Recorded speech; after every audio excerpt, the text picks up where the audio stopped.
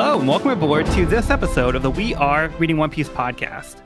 This is a podcast dedicated to following the entire story of One Piece from beginning to end as we focus on one volume each episode. We keep the discussion spoiler-free for new fans of the series, so this is the perfect place to follow along, whether you're new to the series or just want to revisit the world of One Piece with us. This week, we will be covering Volume 51, The 11 Supernovas, which covers chapters 492 through 502. My name is Joel, and I'll be your host. And joining me today, we have Sean. Hey, this is Sean. We have Evan. Hello, this is Evan. And we have Cody. What's up? This is Cody. Yeah, so we just wrapped up Throw a Bark, and we are moving on right into the next arc, which I'm personally very excited for. I'm not sure about you guys. Oh, yeah. I'm a big fan. So far.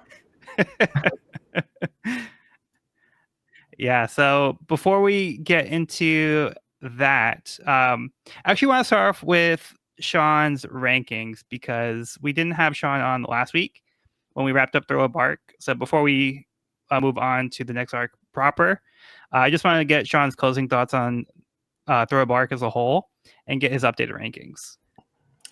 Yes, so I sent my rankings in our Discord we have earlier. How do we start this? So let's just put what's in the normal things, and then we'll add in an addendum. Okay. So in S rank, I still at the very top I have Arlong Park, then Alabasta, then Enies Lobby. In A rank, from the very top, I have Water 7, then Skypiea, then Barati, then Little Garden, then Logtown, then Romance Dawn, then Syrup Village, then Drum Island, then Jaya. A is getting pretty packed. At the top of B, I have Thriller Bark, technically. Then after that, I have Orange Town, Whiskey Peak, Reverse Mountain, and Long Ring, Long Land at the very bottom of B at the moment. I have, at the moment, nothing in C and nothing in D. I have a new category that I have had to add here, which is Thriller Bark, where I include the character killing or / assassination of Sanji. If I'm forced to acknowledge that, and I was also wondering if Joel's like, no, I'm not going to let that category fly, which you're still welcome to, Joel. If that's the case, then Thriller Bark goes in D. If I have to acknowledge that, what Sanji says and talks about how he has always wanted to be a peeping Tom, he's always wanted to commit like sexual assault in some way, then I have to include, and I have to put the story in D, or an F in this case. If I can pretend that doesn't exist and pretend it's never really brought up again, Thriller Bark is the top of B. There we go. Okay, so just for simplicity, how about we pretend it doesn't exist? But it does, though. Well, I don't want to have to make a whole separate. Well, it's like if it doesn't, well, it's fine. Like I'll just put it in D then, if we're acknowledging its existence. All right, that's fine. In D. Okay. Yeah. Now, feel free to shift your tiers around if you feel like you want to reevaluate what makes an A tier, like an S tier, C tier, whatever. If that makes it easier for you, feel free to shift things around. I think I'm getting to that point as well, where it's like I might need to reevaluate like what tier some of the arcs are in. As we've been going along, we've been getting more arcs to expose to us, like what makes like a good One Piece arc. All right, so you're putting Throw a Bark in D. If I mean it happened, so then it's in D. Then it's in D. Okay. All right then. All right, cool. So let's move on to a quick recap from where we left off on the last volume. Just as the sun had come up, Luffy was able to knock all the shadows out of Moria, returning them all to their original bodies. Before the Strats and the Little Pirates could celebrate their victory, they were confronted by another warlord, Bartholomew Kuma. With Luffy unconscious from his previous battle, Zoro stood up to the warlord instead of agreeing to turn in his captain. Kuma unleashed an earth shock across all of Throw a Bark, knocking out almost everyone. Zoro maintained consciousness and bargained to have Kuma take his life instead. Honorably, Kuma could not turn him down, but instead take Luffy's pain and deflects onto Zoro before departing. Sanji woke up and found Zoro standing, covered in blood, though he told the cook nothing happened. The rest of the pirates' party and Luffy officially asked Brook to join his crew, which he accepted. The Strats departed from Throw a Bark, not before Lola was able to give them her mom's Fever card, which should come in handy should they need her help in the new world. Luffy recognized that Ace gave him one like that, though it's now scorched. Lola explained that it's not a good sign, but Luffy trusts Ace can take care of himself, so they carry on towards the Red Line. As they approach the halfway point of their journey, they encounter the mermaid Kami and her pet/teacher Papagu. They get a call that their friend Hachi has been kidnapped, though this can't be the same one that was on Arlong's crew, right? Unsure how to get to Fishman Island, they agree to help Kami's friend in exchange for showing them how to get there. Suddenly, they're attacked by the Flying Fish Riders. Yeah, so that's where we left off. Now we get to move right along into the next part of the cover story. CP9's Independent Report, Volume 2, Air Door. Luna was able to protect CP9 from the Buster Call using his air door. Yeah, so any thoughts on the cover story so far? Creative. I'm always down for more CP9, so why not? Okay. Yeah, Bruno has such a cool ability. Yeah, so the first part was just saying the island of no survivors, which turns out to be Annie's lobby. So this is showing that Bruno created an air door, like a little pocket dimension, and he hid the CP9 agents in it to keep them safe during the Buster Call until things blew over. Now that the dust has settled, he was able to safely exit with the CP9. But it's interesting because I feel like the cover stories have been getting very close to where we are in the story. So it's like we just left these places and we're going back to them, and the cover story following the main story. So very interesting. Yeah. Mm-hmm. I've been noticing that. And speaking of cover stories coming back, it's cool seeing Hachi and Kami back. Yep. Yeah. Yeah, so now directly influencing the main story. Yep. Okay, so speaking of the main story, let's go on to chapter 492, Iron Mask Duval. Duval called the Flying Fish Riders back to their base so he can be the one to kill the man who ruined his life. The Macro Gang returns. Duval thanks them for locating the Straw Hats, which surprises the captive Hachi. He panics that Kami will be captured and Nami will want revenge on him. The Straw Hats show up and realize it's the same Hachi they met at Arlong Park. When it seems the Straw Hats won't help their friend, Kami and Papagu dive in to help, but get caught in the obvious trap. Nami decides that they'll help Hachi. Luffy jumps over, grabbing Kami and Papagu from the Macro Gang, while he orders Zoro to cut Hachi's cage. The Flying Fish Riders prepare to strike. The Straw Hats are ready. All right, thoughts on this one? It still feels very D&D the way Thriller Bark did, and I'm still very much enjoying it. In what way? I guess it's kind of turn-based combat-y. The arena I'm going to, the general setup of it. Yeah. Not as much as I did with the progression through the dungeon or anything like that, but yeah. It's like the whole party is now back together, Mm-hmm. and they have a unified mission. Mm-hmm. I love how this is like classic Straw Hats. I feel like they're like, it's a trap. It's clearly a trap. And everyone's like, yeah, it's a trap, but we're still going to do it anyways because we have this mission to save Hachi. So we're going in anyways. I love that. Yeah, so they're a little bit more capable. Like they could probably handle whatever is thrown at them, whereas Kami and Papagu less so. But they historically, like to give them some credit, like they're willing to try to help their friend, but at the end of the day, like they aren't able to defend themselves, so they're not really helping anybody because they're just getting caught now having to be saved themselves. So they kind of make the situation worse. I really love this last panel of the whole gang together. It's a great shot. Mm-hmm. Yeah, that's a nice one. That's like wallpaper worthy. Yeah, for sure. Cut Usopp on the side, just like hanging on. Duval takes man spreading to a whole new level. Like it's like Duval spreading. Like it's just like my dude is at he's almost like a straight line. Like yeah, like 180 degrees. Yeah. Well, he's got the long legs. He's going to use them. He's got to use them for something, right? Yeah. It is a really cool intro panel that he gets here. Yeah. Like the whole top half of the panel is like an action sequence that's kind of happening, which it kind of seamlessly blends into his Doom shot. Yeah. Cool character design too. Harpoon gun. Very intimidating. I love like the tufts on the ends of his helmet. I think that's a really nice touch. Yeah. And then the panel where he's just getting mad about the person who ruined his life. His accent comes out, and you just see his eye bulging out of his almost out of his helmet. Amazing. So good. I feel like all I do on a lot of these episodes is just point out funny background details. But if that's my role, so be it. Yeah. So I'm going to keep doing it. It's not even really a background deal. I just love Brooke. I see people have histories. He just sips.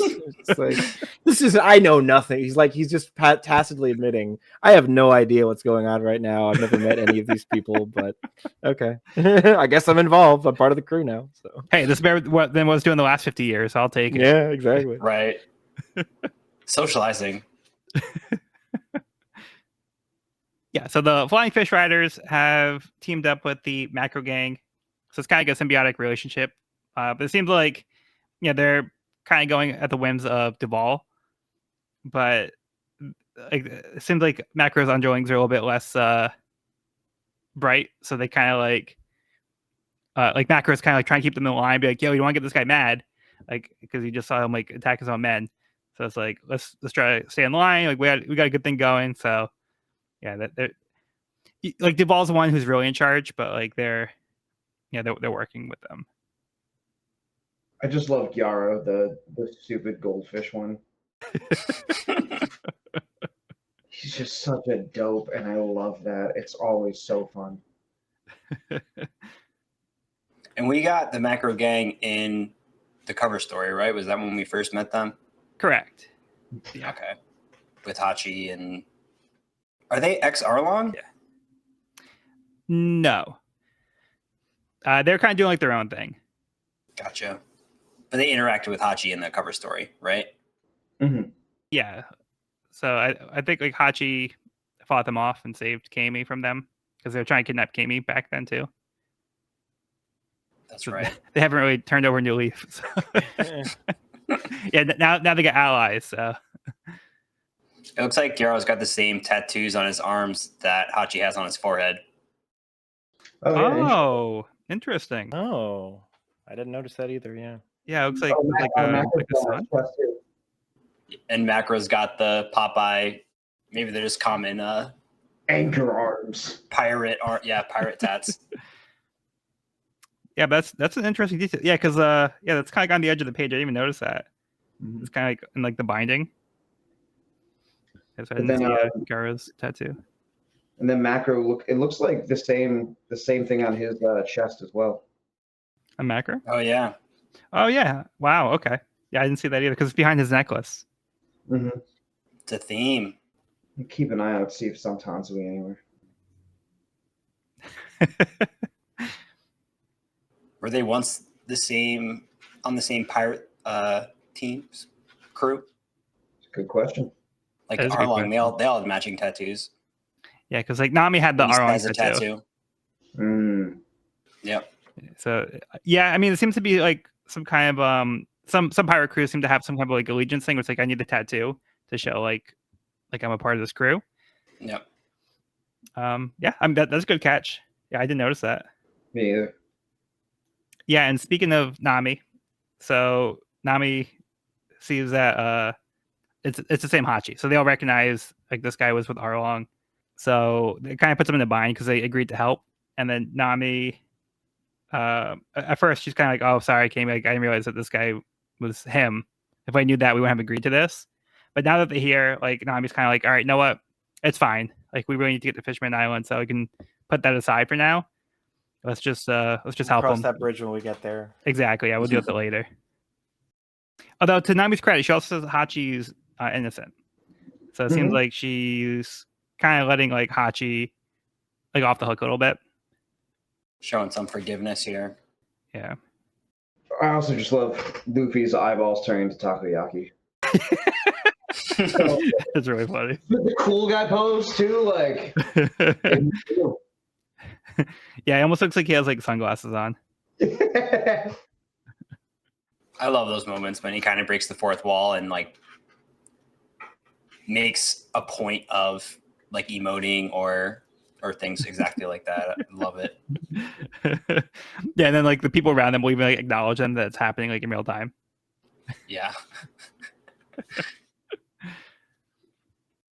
Okay, yeah, so they're resolved to Halpachi. They're gonna fight, and yeah, the Strats are ready to meet the challenge. And Iron Mask Duval has a serious grudge. Curious to see Pissed. what Yeah. about. Yeah, so don't really know what that's about quite yet. But you guys good to move on? Good to go. I'm good. Although I do want to point out SBS. I think maybe it was last volume or the volume before, Oda had mentioned giving up the artistic, the like panel at the top of the SBS page to fan art, which I think is really cool. Yes. So now all of the SBS titles are done by fans, which I think is super fun. Yeah, that's true. My dude Wanze. Yeah, we got Wanze. Wanze here is so good. Harry Milky is the artist's name, apparently. Yeah. Sure. All right, very cool. All right, moving on. CP9's Independent Report, Volume 3. Rescue Rob Lucci. Rob Lucci is badly beaten, so CP9 starts to figure out how to help him. Damn, they're actually trying to help someone. That's crazy. Crazy. Yeah, they could just like stranded him, left him there. Now, whether it's because he's an asset or because they actually have like some ethics, who knows? But like, wow, Yeah. either way. Yeah, unclear what the motivation is. Okay, let's get into the next chapter. Chapter 493, You Know Me. The Strats begin to fight while Zoro cuts Hachi out of the cage, allowing him to join the fight as well. Out of desperation, Duval offers to cover the medical expenses of the men who performed the dangerous dive bomb on the ship. The Strats stop the attack, avoiding disaster. Brook wants to prove his worth, showing his ability to put those around him to sleep. Luffy wants to ride one of the flying fish, but catches one where the rider was asleep. Luffy crashes into Duval's office and is surprised to see his face. I'm sorry, this is the one that felt like D&D. Okay. This is the very turn-based combat. Everyone gets a chance to have their turn, especially Brook. Yeah. Brook. It's our first time really seeing his fighting style, which is very cool. Mm-hmm. And I quote, "Music is power." That was a great line. Yeah, I love that. Lulling his opponents to sleep. Pretty great. Mm-hmm. Yeah, so that's cool to see like a different technique from him. Because like we did say like, a little bit of his fighting, but not like all of it, like everything that he has to offer. Yeah. So he seems to have like more of like maybe like a fencing style before. But now we're seeing like how his music also applies to his abilities too. So he uses more than just the sword. And both of Brook's So like cool. attack panels on these pages, where he does lullaby parry, and then we just like barrel through all of them, I think are so well composed too. Yeah. Structurally as well as, and again, like the way Oda Musically. plays. Musically, yes. He's striking a very nice chord with me. But at this time, I'm just thinking about now, like just the way that the lighting emanates from beyond the blow in that last one. It's just another one of my favorite things Oda does. Yeah, that's a cool panel. And the thing I love about humor at this moment in One Piece is when Oda just takes his time with a joke. We see the flying fish riders get a little sleepy, then fall off, and then we get to see Chopper and Luffy as well. I hope he takes time to do that. Yeah, and of course Luffy grabs the one of the flying fish where the guy is already asleep, and Luffy can't control it, so that plan was doomed to fail from the start. I didn't realize until I started rewatching One Piece just how often Luffy's like, thing, grab. What could possibly go wrong? This is how they met Buggy. Like, Yeah. it's just Buggy. Come on. Let me get that bird. You always get this trouble. You know this. Yeah, speaking of being compulsive, when Luffy falls in the water, it's Chopper and Brook that jump in the water after him, but they're devil fruit users. So now he's like slapping them like, you idiots. You're making it worse. And just to clarify, it's like when Luffy was riding, he was actually riding one of the flying fish earlier, and they have them dive into the water. Like he wasn't expecting it to go under the water. So that's how he got stuck in the water in the first place. And he needed his friends to save him. Yeah. I love how Brooks avoids falling into the water by literally running on water. And I think it's the end. Like the way it's drawn is really funny. Like I'm picturing like humming, like hummingbird wings. Like his legs are moving so quickly that they're just like a blur. Yeah. And he's just like hovering over the water, which is a pretty funny image. Yeah. So then Luffy crashes in and sees Duval not wearing his helmet, and he seems to recognize him. And he seems to consider it bad. He just says, "Uh-oh." So, where has Luffy seen this before? And it's clearly a bad thing to see, I guess. Like, yay, it's you. Oh, good. I'm so happy to see you. I wish I remembered the crackpot theories that were going around the forums when this came out. So last podcast, I predicted that. I'm like, we know this character. And now this is just confirming my hypothesis that we've already seen this character before. So I was pretty stoked to see who it was. Yeah, so the mystery will be revealed in the next chapter. My expectations were exceeded. I will say that. Do you guys want to move right along here? Sure. Yeah. Any final thoughts on the chapter? The mystery must be revealed, Joel. We must go on. All right, so we'll put a pin in that when we first go to the cover story. CP9's Independent Report, Volume 4, Failure. Pursued by the world government. The world government agents surround the area where CP9 is hiding. Yeah, so it looks like CP9's on the run. Like, it makes me wonder if, like, the world government is, like, not tolerating the failure. Like, are they going to punish them? Like, why is CP9 hiding? Are they trying to get away from being part of, like, the world government? Like, I'm not entirely sure what they're trying to do here. True. I mean, last we saw them, they're about to get blown up by their own government. Yeah. That they were just being sacrificed for the world government's greater objectives. Okay, let's move on to the next chapter. Chapter 494, Duval's Tragedy. As the Strats easily defeat the Flying Fish Riders, Luffy runs away as their leader joins the fray on his big bison. Duval announces he wants revenge on none other than Blackleg Sanji. The others wonder what Sanji did, but Sanji has no idea. Luffy says he saw under the mask. He knocks it off, revealing Duval's true face, which is identical to Sanji's wanted poster. He explains that ever since the wanted poster was issued, the Navy has been hunting him, thinking he was Sanji. Sanji rushes in and kicks Duval in the face.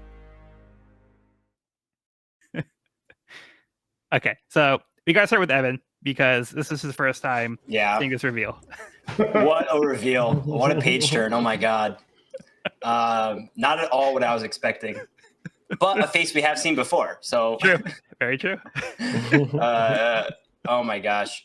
This was laugh out loud funny. And like another perfect example of Oda like making what seemed like an offhand kind of joke at the time, like come back into the story and have like a little mini arc based around it. Like I absolutely love that. I think that's pretty amazing.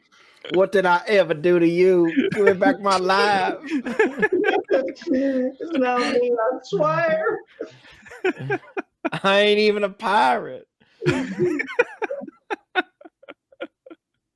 Evan, did you have an expectation? Did you have any guesses or ideas? I was like, we must know this person. Like the way Oda was presenting it, I'm like, we must know who this person is.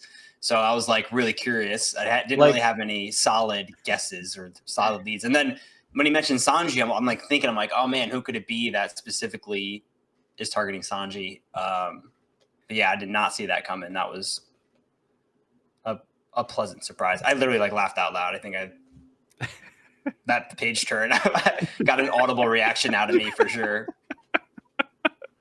So good. How about you, Sean? Yeah, I was thinking like if I was following, I was not following One Piece week to week at this point. This was before my official start, or I dropped off and dropped back on again. Regardless, I probably would have been like, oh, is it somebody from like Krieg's old crew? Is this Gaon for the win? But why would Gaon be trying to kill Sanji? So, and it doesn't really look like his build either. So, but maybe it's Pearl, maybe it's some other like survivor of the Krieg forces or something like that. But no, it's something completely off the wall. So yeah, good stuff. I think there were actually a lot of people saying like, oh, what if it's actually Krieg himself? Because he didn't like die. Gaon just took him away. He has the armor, and I'm wondering if that's the red herring Oda was going for. Maybe, yeah. Maybe. He just doesn't look big enough to me. Iron Mask. True. And yet, because he is also big, but more like lanky. But I suppose that could be like under. Yeah, I don't know. Yeah, it's like okay, Oda's art style shifts. Like, how much can we expect a character to look the same? But so, also, yeah, it's valid. But it's also like, who knows? Yeah. I do think I did do some looking between chapters, and apparently the closest someone got to predicting this was saying, oh, Duval is pissed at the guy who looks like Sanji's wanted poster and isn't actually pissed. Oh. That's pretty close. Yeah. Yeah. Pretty so close. They were almost there. They're on the right track. Yeah. Yeah, I think this is like one of like the legitimate like funniest gags in the entire series. Mm-hmm. It's just like so unexpected. Like the payoff is like perfect, and just like the fact that he looks like a scribble, like he looks literally exactly like the wanted poster. Like he took the wanted poster and just put it on this guy's body. It's him. This is like so ridiculous, like in like the most perfect way. Mm-hmm. Man really said, "Pay me like one of your French boys."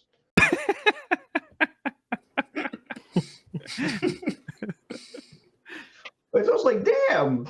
I mean, I don't think we don't know what we find out about Duval. Like in the last time, it's like it really sucks. This happened to the guy, but it's also fucking hilarious. Yeah, it's man, funny. But come on. Like he's even got like the twirly eyebrows, which is crazy.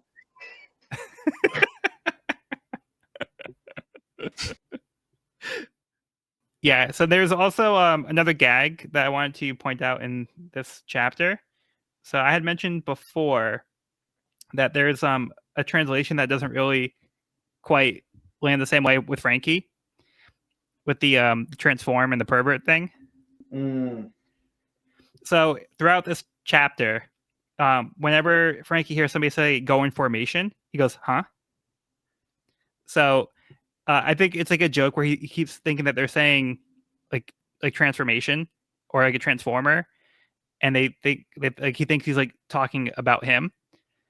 So yeah, it's like a joke that's like it kind of doesn't really make sense without that context.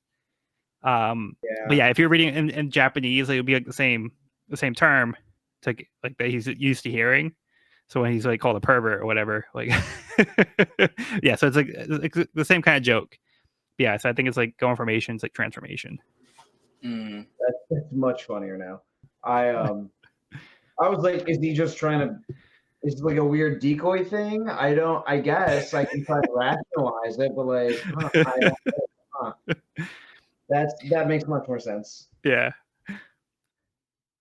Looking at Duval's appearance with Motoburo, his beloved bison, I think that might give us some answers on why he sits so with his legs so spread out. Yeah.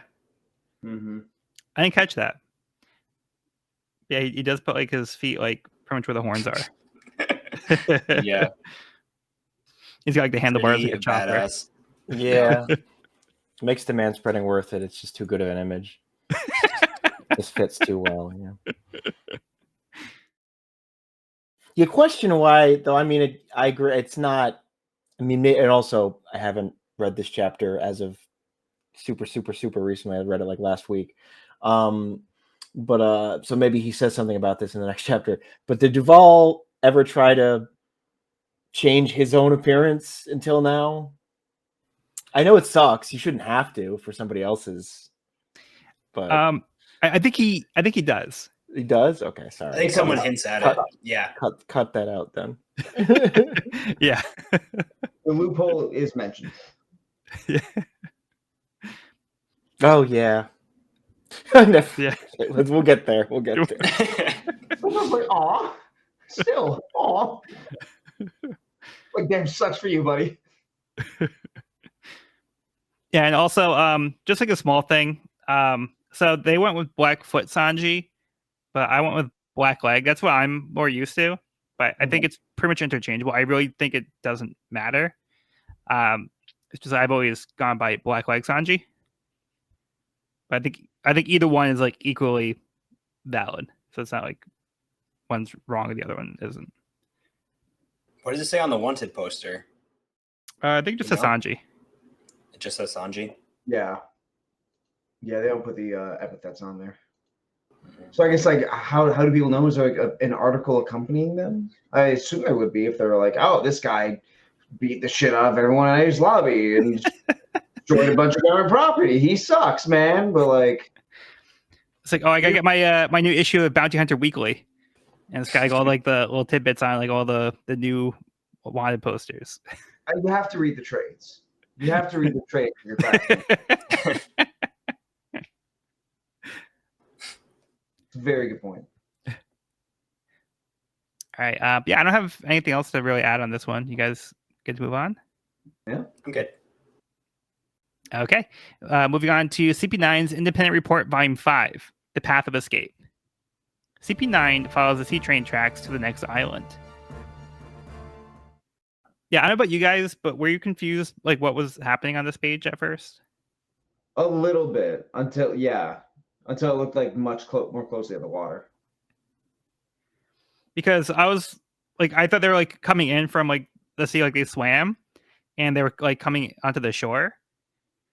But then I was like, that doesn't make any sense because there's several Devil Fruit users, and even though like Kaku and Lucci are being carried, Jabra, Khalifa, and like Bluno, yeah, they wouldn't be able to swim, because that wouldn't make sense.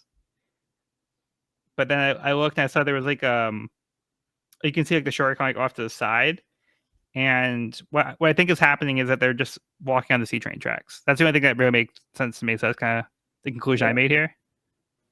Or they're walking like in the shallows, or like again, I've forgotten how little water affects how much versus how like if they're just like in the shallow part of the water. As long as they're like less than half submerged, they're fine. Yeah. Yeah, like they can still operate, but they will be unable to, like, they'll fail weakened. But yeah, they can still kind of walk and stuff. But the only thing is, like they're moving on to another location. So like Enies Lobby was by itself. Yeah. So like they're actually going somewhere else. So in order to get from one place to another, like I think the only thing that makes sense is that they would have to travel on the sea train tracks, because they're not taking a boat over there. Yeah. And the shading of the water definitely points to that here. And if it can actually, no, yeah, I think you're right. That's what I'm like. Oh, until I looked at the water, it made sense. It didn't make sense. Yeah, because you're right, because it's darker in certain parts. It's like all along the sides, and like there's kind of like the parallel lines. So it is the tracks. Yeah. And it's curving around. I see it. Yeah, it's very subtle. Oh, okay. Yeah. Okay. Oh, you know what? Yeah. Yeah, I think it's actually not the shore. I think it just looks like it was the shore, but I think it's I couldn't tell what those on the right, on the top right to the right of what's his name, staff thing or whatever. That big mouth is kind of pointing at. Is that Ennie's lobby, or is that It could be. I don't know. That's I what think- I'm. yeah. That's why I thought that was the shoreline there. But I thought it was a shoreline too, but yeah, I think it's actually not. I think it's just kind of like the details kind of ran out, but yeah, it looks like it's actually the track curving. So yeah, I think you're right, Cody. Yeah, I think. well, the thing at the very top isn't the track curling, but I don't know what it is. It doesn't matter. It's a No, it's a- but I think it does do like a curve. No, So I it know. goes, I like, see that, but down, there's left, and down. I'm gonna isolate what I'm talking about, and I don't think that's the C train tracks. No, but there's I know there's what like you're referring buildings. to. Yeah, there's like an Yes, island the back there. buildings. The buildings. That's what I'm Yep. referring Yeah, to. yeah. But what is that? I think it's think Nate's lobby. Sabaody. Okay. Yeah, I would okay. assume Menace Lobby. Yeah. Yeah. Yeah, I just saw like the whole right side, like where there's like the white space. I thought that was like the beach. Oh, So at Yeah, first I thought so- they're walking along the shore somewhere. I get you Not. now. We have probably Yeah. put in more thought to this than Oda really wanted us to, but that's all right. It's obviously around the Definitely. tracks. I was going to say is I was hoping this was another number. I hate that I've forgotten his name because it's literally his hair, but Wax Okay. Guy. I thought it was he- another example three. of him floating in the water. Oh no, wait, Yeah. there's a plank underneath them. It's fine. That was still my favorite. Yeah. Yeah. Yeah, this is actually the post edit. Like they had to go back in and add in the darkened tracks later to, Yeah. to cover his tracks. So when they get to this in the live action, Yeah. Mr. Threes is going to magically be there to aid them. Yeah. We'll definitely cover this in the live action. Guys, I figured out how to walk on water as a devil fruit user. Thank you later. Okay, moving on to chapter 495, Gaon Cannon. After being defeated by Sanji, Duval orders the flying fish riders to capture him in a net and drag him into the sea. Luckily, mermaids are the fastest swimmers there are, so Kami is able to dive down after him. Meanwhile, the other riders prepare to drop a massive anchor right on top of the Sunny.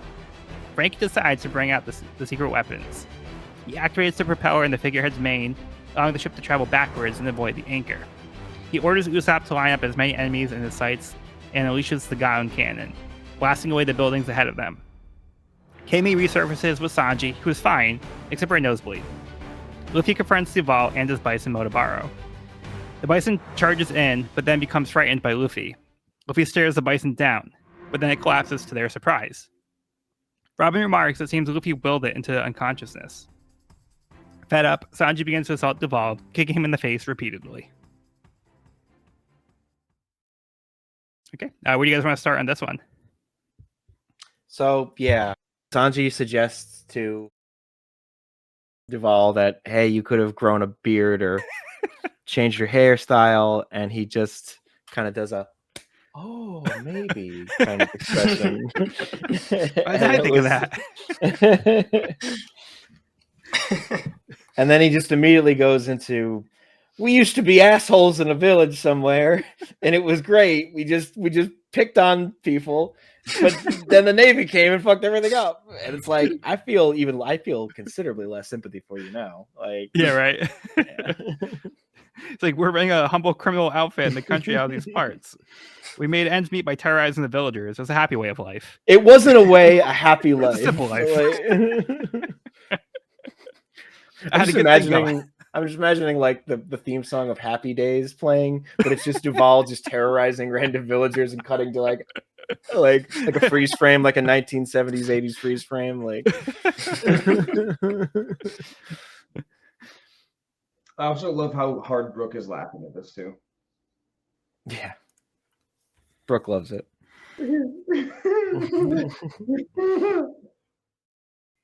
Brooke, when this is over, I'm gonna flatten you.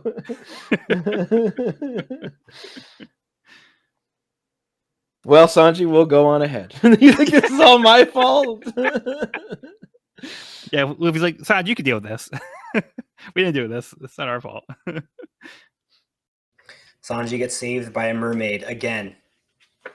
Yeah. He's a lot happy with this one, though. Yeah. Yeah. It's more how he imagined it. Yeah. We also get to see some new Thousand Sunny tricks, Yes. which is pretty sweet. Stop getting the prow. What? I could go in? Yeah, this is pretty awesome. The cannon coming out the lion mouth, So cool. That's really cool. You're way too impressed. Yeah, and Luffy and Chopper doing like the gleaming eyes, like so Mhm. awesome. Yeah, and then some Pretty serious sweet. firepower. Yeah. Cola powered cannon. Cola powered cannon. Yeah, Frankie just keeps the surprises coming. Yeah. Love it. Where's our real world Frankie? You heard all the stuff about the hydropower fuel cell, but where's the cola power fuel cell? Why can't Frankie just give that to us? That's a good point. It reminds Yeah. me in the One Piece live action behind the scenes, they talked about how they initially thought of doing the electricity stuff and like Bharati using cola power, and they brought that up to Oda, and it was like, no, just say it's electricity. I have ideas for the cola thing, he said. I can't remember what he said about that, but the producers were like, no, he shot that down and just said do electricity, it's fine. Yeah. I love it, but like, hold off for a second. Hold on. We'll get to it. Amazing. I think maybe he wanted to keep it as like Frankie's thing. Yeah, Frankie thing. specifically. Yeah. It's not. It's That's not part of like his ingenuity. it's not a world power system running on cola. It's Yeah, not everybody's running on it's a cola. Frankie exclusive thing. That's fair. It's less special if like the Baratie has it. Yeah. But Frankie mentions that it takes 3 barrels of cola. So to use to use like the Gaon cannon. So it's not like something they can just keep like whipping out like whenever they want.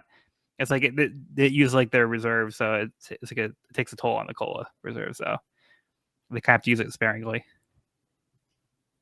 And then we have this interesting exchange where Luffy confronts the bison, and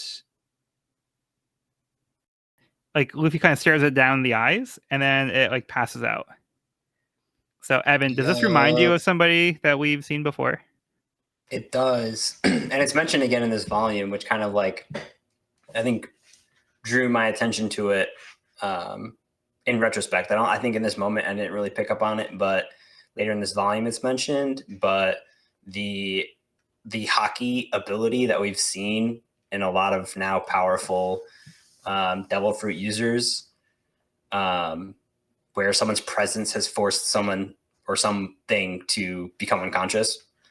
And like, I think I probably would have just like not noticed it in this situation, assuming, I mean, that's my prediction or my guess. But the fact that Robin draws extra attention to it, and then it's mentioned again in this volume, I think that might be the first time we've seen that happen under Luffy's power.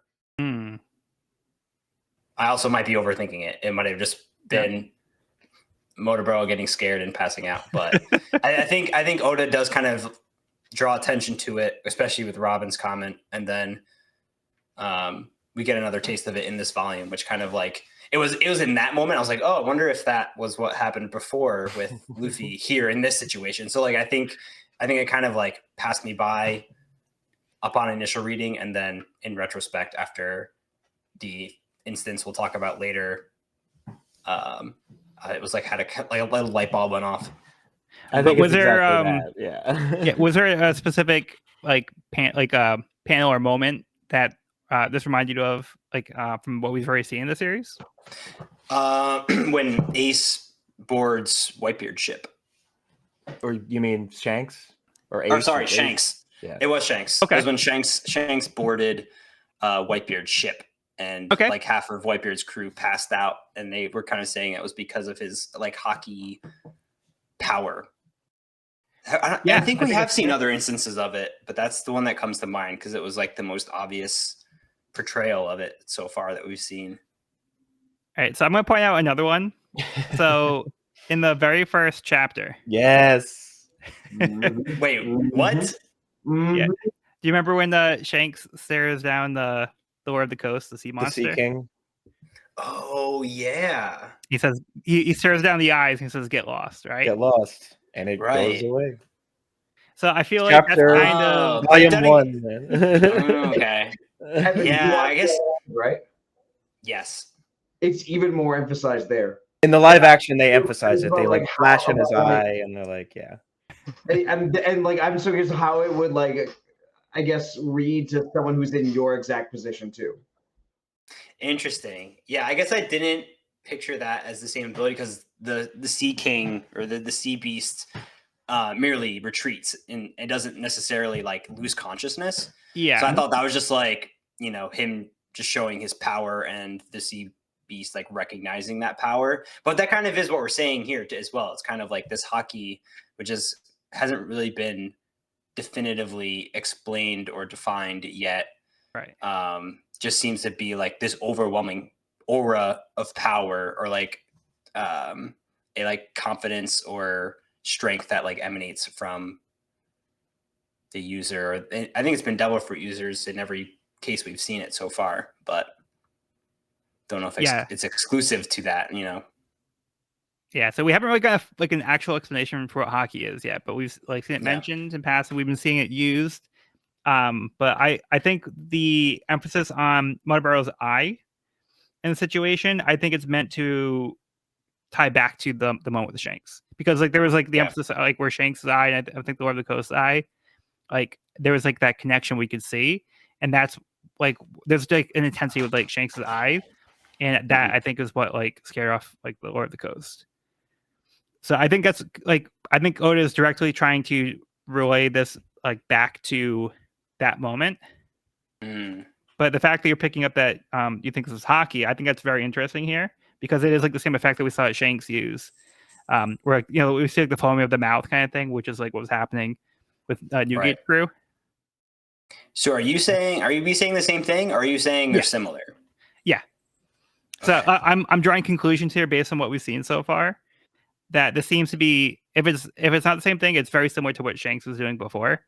Right. So it seems like, I think it seems to be, we can make a case that this is probably hockey. I would bet a significant amount of money that it is. Which is really cool. It's the first time we're really seeing that from Luffy, which is awesome. Yeah, so like I think the most explanation we really have is, like you said, Robin is like, she says, I didn't see him do anything. It looked like Luffy wowed him into unconsciousness. Yeah.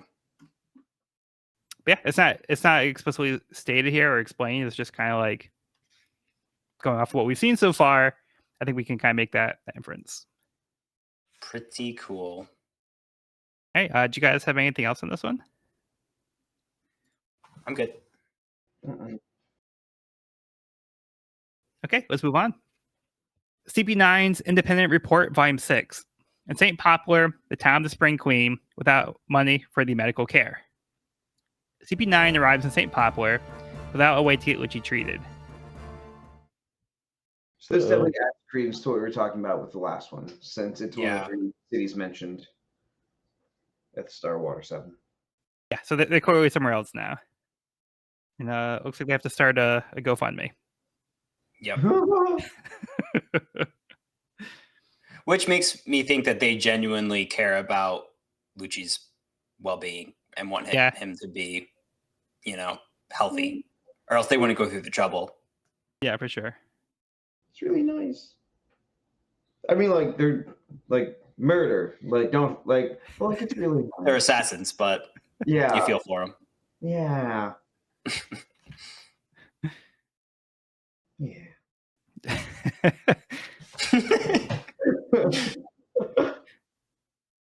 Okay, chapter 496, Yarukiman Mangrove. The Strats manage to get away from the flying fish riders and chow down on Hachi's octopus fritters. As they eat, they hear someone calling out to them.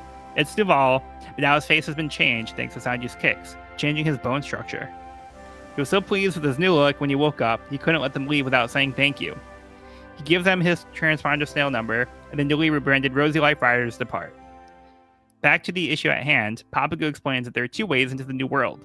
The legal way, by getting permission from the world government to go over the red line through Merjoa, or illegally, by going under it through Fishman Island.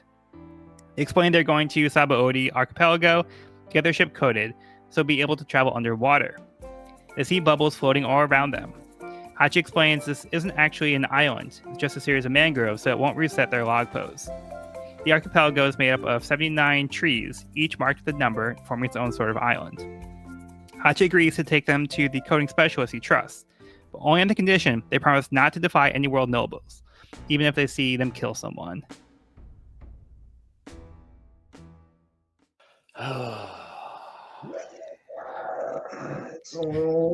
It's giving bourgeoisie. Also, Duval's so handsome. What? Did you call him handsome? This is another perfect example of Oda like making what seemed just like a really funny one-off joke that fit perfectly into that situation, arcs ago, that comes back and is like a full-fledged thing. And now it's just like, this is something that Sanji can just do. And this is the perfect time and place for it. It's just like so funny. I love it's like plastic surgery. I love that. Yeah. Like Sanji, just has some kind of expert anatomy knowledge. He's just like, I know exactly how to move your bones around to give you a different face. Which is funny because this is not the first time we've seen this. Like it was a joke. It was like a one-off joke, multiple arcs ago. And then I love it. It just comes back it's hilarious. in this perfect way. Just so great. And then the way he tries to wink is like a person who he's almost like Kadatsu, like a person who doesn't know how to be in a person's body.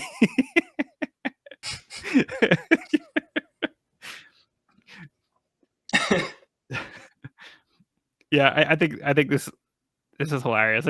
This kind of gets me every time. Maybe more so than it should. But he's like, oh, it's me, handsome. No, I mean Duval. But he's just he's handsome, but nobody else is acknowledging that he's handsome. But he's just like, I'm so happy with the way I look now. I'm just gonna keep saying I'm handsome, and he thinks he's gonna get the ladies and stuff like that. So yeah. Life is great. Life is rosy. I'm handsome. Life is rosy. I'm handsome.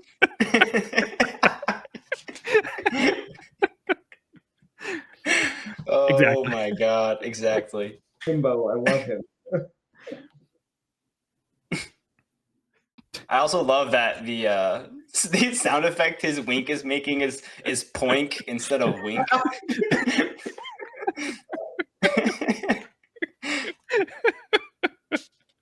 So good. He hurt himself trying to wink too.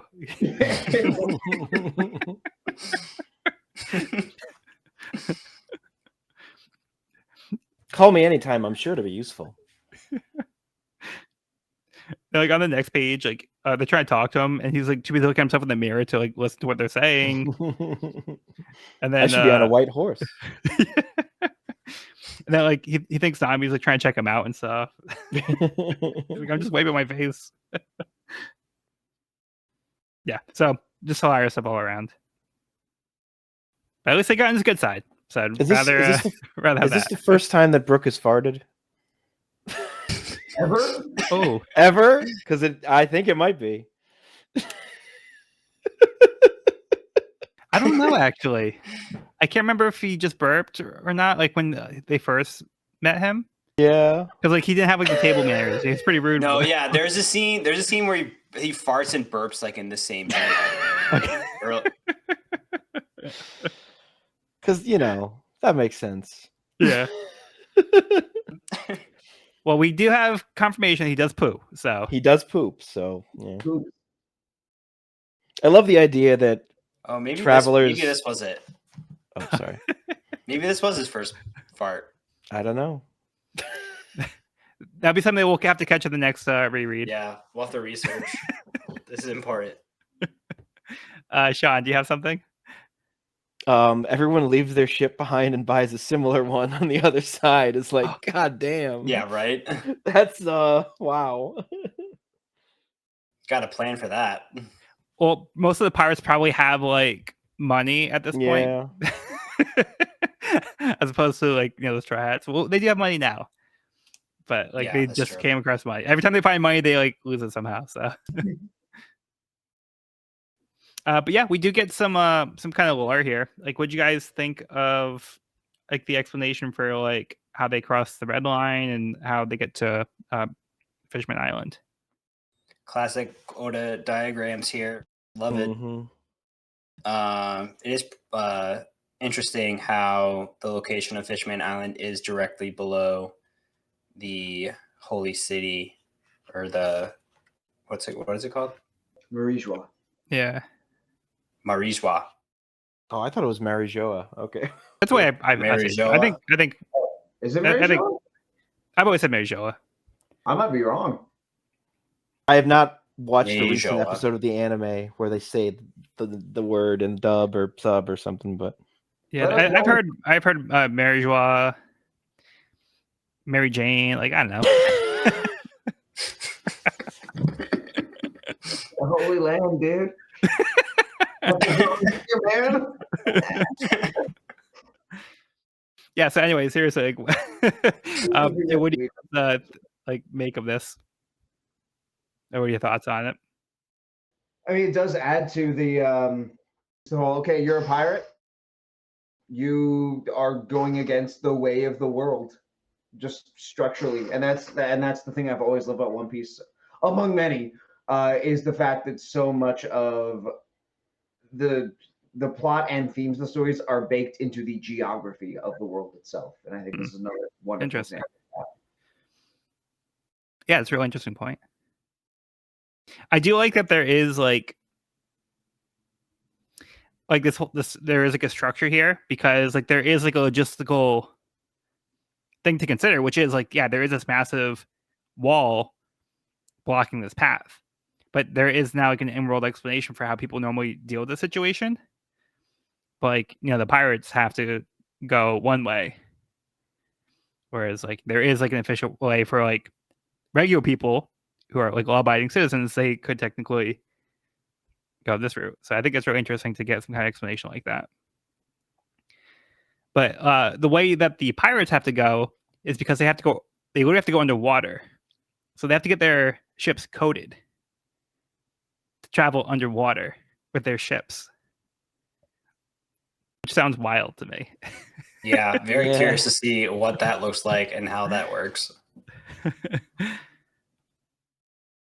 But Hachi knows a guy, so Hachi's kind of like being like, you know what, I can help you guys out here. And, you know, thanks for helping me. Let me repay the favor. I'll bring it to the guy now. how nice of him. Very convenient. And we officially reach the Sabaody Archipelago. Sabaody. Sabaody, yeah. That's the way I've been pronouncing it. I've heard other pronunciations too. I've heard Sabaody. I've heard Sabaody, yeah. like Shabandi. Shabandi. Yeah. Way back. That's a deep cut. That one, I think there was Stephen Paul actually gave an explanation for that pronunciation. I think it's because I think there was like I think it was more tied to the Portuguese language. There was, I don't remember the exact explanation. Like I think it's just like the way that people like pronounce it. I think it's just, it sounds kind of like Shabandi. But like, I think realistically in Portuguese it probably wouldn't have like an N in there, but I think it just kind of sounds like that. What's the Portugal connection that I'm missing? Yeah, I'm Portuguese, but I'm not like I don't speak Portuguese. I do think that the 79 Mangroves are such a neat concept to have here, and another really creative way for Oda to establish an island without throwing off the plot, like the plot progression of the log post. I mean, Yeah, super cool. It's a cool island reveal. Or archipelago reveal, rather. Yeah. What color are the trees in the anime? I think they're like a dark green and like a light green type of thing.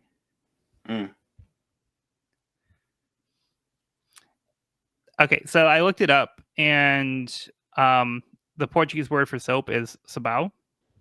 Oh, yeah. So the word Sabaody has like, you know, this kind of a root to Portuguese, because like it's literally soap bubbles that are coming out of the ground. Because it's like the explanation for this is like a resin that causes the like the bubbles to form, and they end up floating from the trees. I believe it.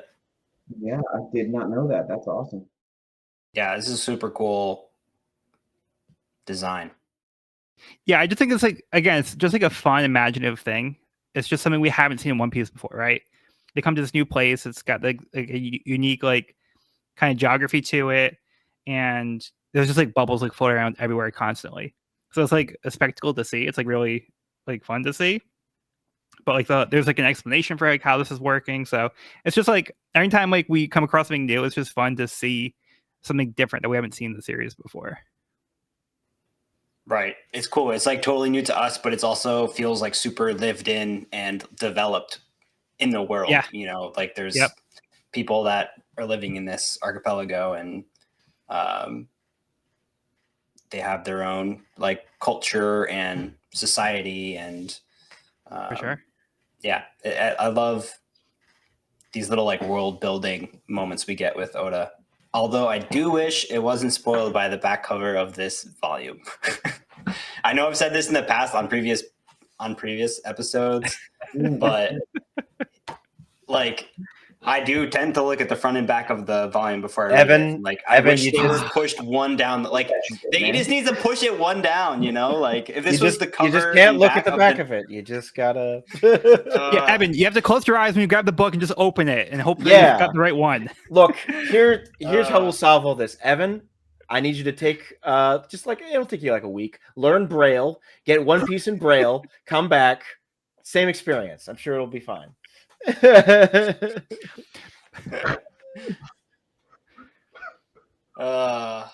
I'm sure you can just pick up Braille in the week. That's no problem. Yeah. Who needs One Piece's art anyway? Nothing going on.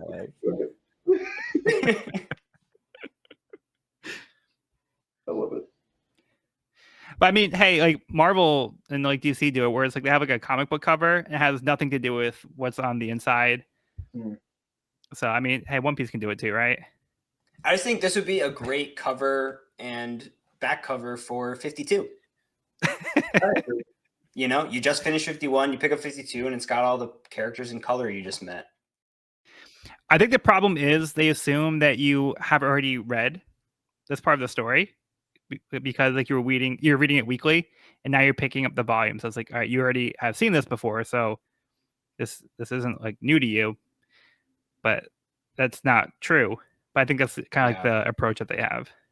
And I think also give you like oh God, who are all these people? What's gonna happen? I need to pick this up. But for our purposes, and for a more organic version of the story, it doesn't do that. Also, like, why the fuck didn't Duval get a cover? That could have Right? that would have been the perfect cover for this one. Yeah, Evan, why are you not? You should design this shit. I think I'm a little late. I'll tell them I got some ideas for 52. It'd be this cover. It'd be this cover. It'd be the cover of 51. No, I do get that though. That makes sense. Yeah.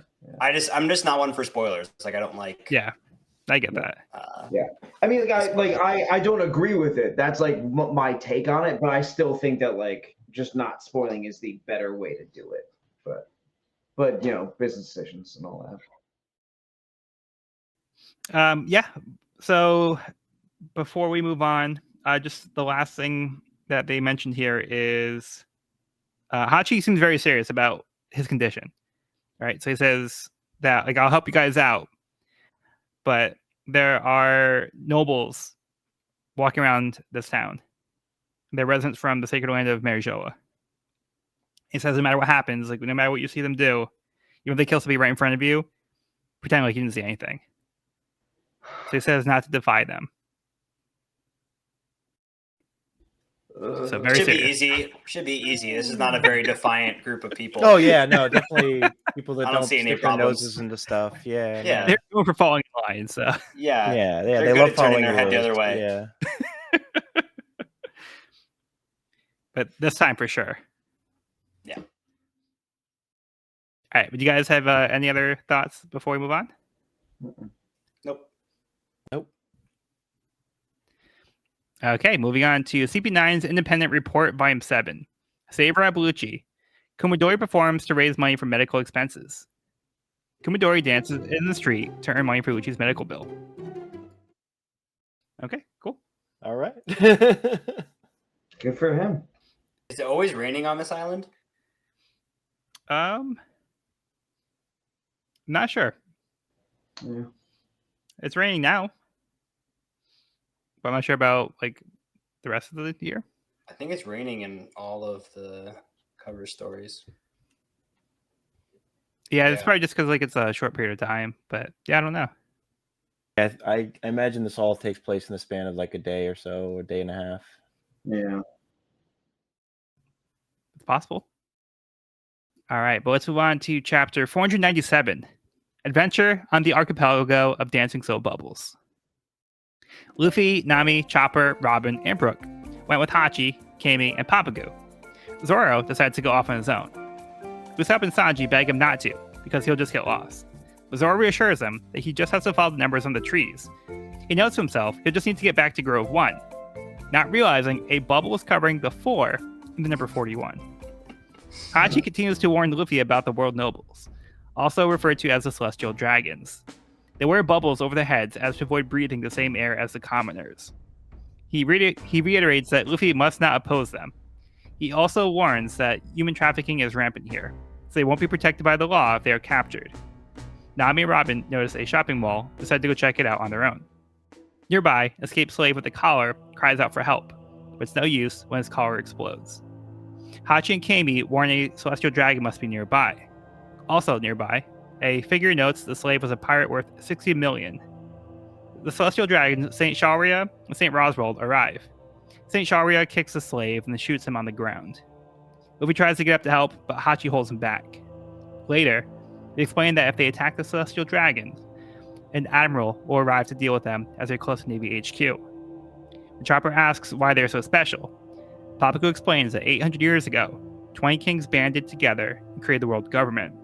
The celestial dragons are the descendants of those kings. So, Ooh.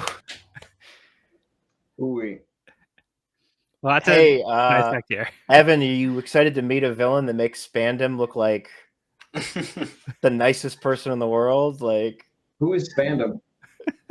sounds like a swell guy compared to these fellas. Yeah, the world government is getting less and less pleasant as this series Oh, a progresses. little? You think? Yeah, we're getting like a really good sense of like how they operate, especially in this volume. This volume is like very clear about like exactly like what kind of government they are. Mm-hmm. So it's touched upon here. But yeah, we get more details about the I mean the fact that like this whole place is taking like place near like the Navy HQ and Marijoa, and like the human trafficking is an issue here. So like yeah, we're getting a very clear picture that this is maybe not the most caring government for the common citizens. But yeah, anybody want to speak on that? I mean, it's not a pretty picture.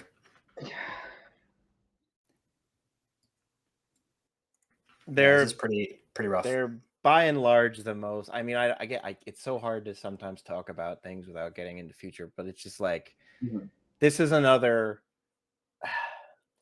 It's a very important piece on the chessboard of One Piece's lore that it's going to factor into. Like, this isn't this is some side adventure of like, the world nobles. They're not a Scooby-Doo villain of the week villain.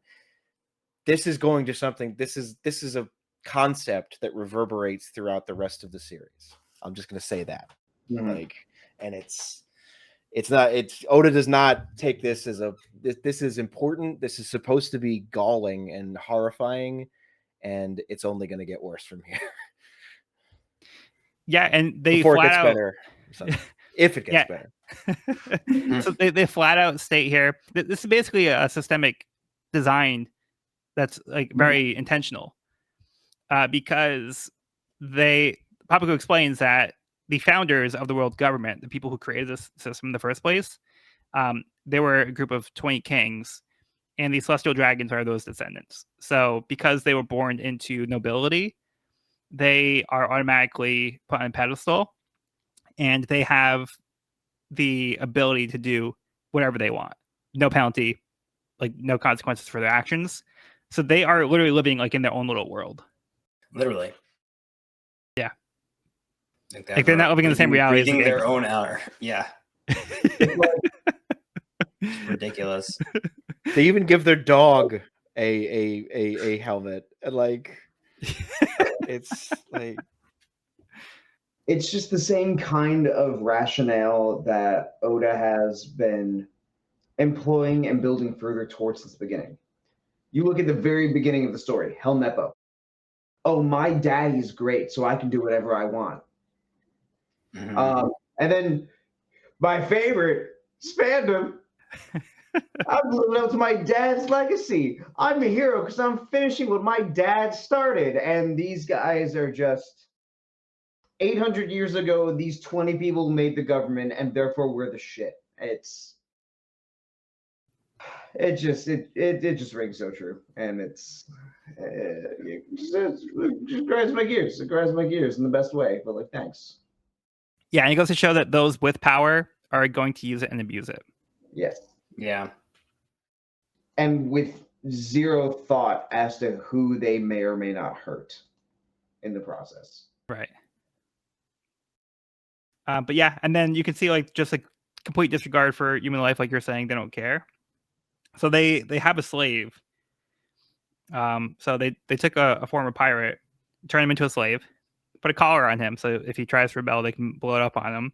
Which, you know, he does try to escape, and they blow up the collar on him. Which, so we do see that in action. It's not like a threat that's an empty one. They legit do use it.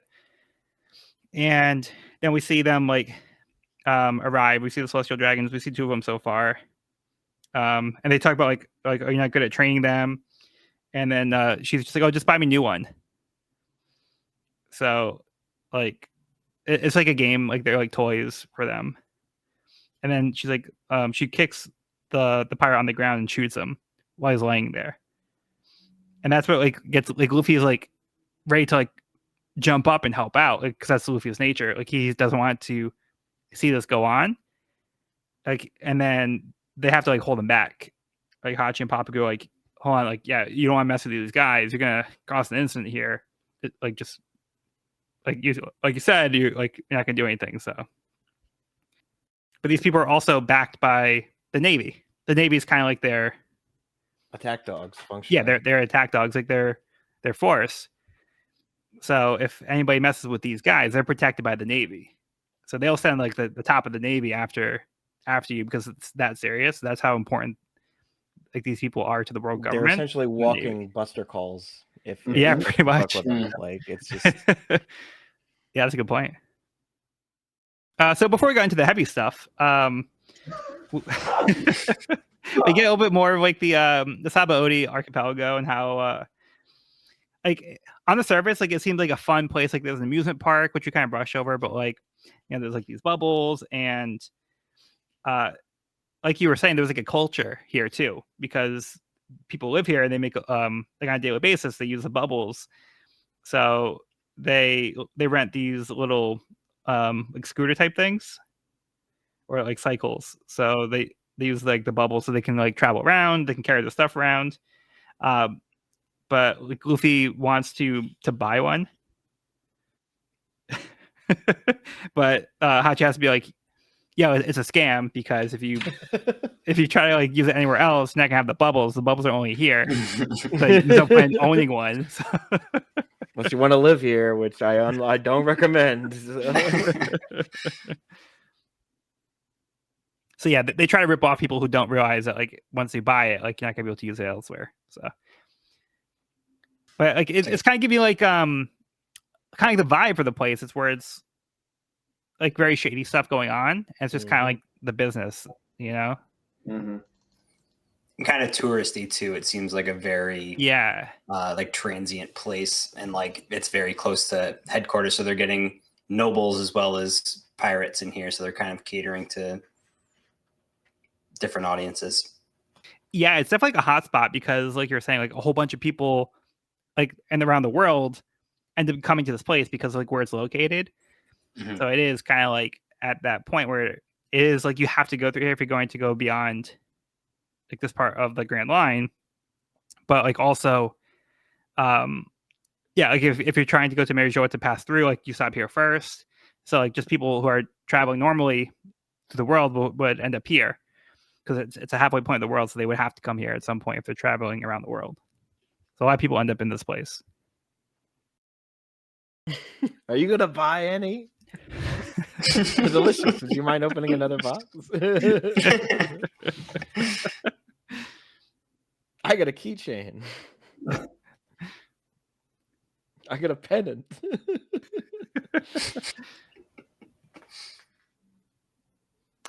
Oh, and also there's like this moment here where Luffy points to Hachi because Hachi covered up his tattoo with the bandage. Mm. Mm-hmm. So like Luffy asks like, "Hey, when did you get hurt?" And Hachi just kind of brushes him off, says, "Don't worry about it." So that's interesting. Isn't his point to be like, you don't want to draw attention to yourself? Yeah. So basically, he's Partially. trying not to Yeah. draw any attention because they want to blend in as much as possible. Right. Okay, did you guys have anything else on this one? So as detestable as the celestial dragons are, I think that their character design is very interesting. They kind of have this like, I don't know. They look like they're from a sci-fi Like, manga. Yeah, it's like Into the like a bubble. sci-fi manga, like the like admiral looking spacesuit. I don't know. Yeah. It makes them very distinctive. Like Yeah, like, for sure. you guys are in the wrong story. It's like, no, we're in the right story. It's just Mhm. the most horrifying way possible. They're so stylized though. Yeah. They definitely look like pompous too, but like Yep. the way that they're dressed, decorated, like the way the hair is, and the way they Yep. carry themselves, like yeah. And also the naming convention is they have Saint in their name. Mhm. Their guards kind of look like knights. They kind of have like a knight's armor on, seemingly. Oh yeah. Good point. Yeah. The last thing I wanted to talk about was just at the beginning when Zoro decides to go off on his own.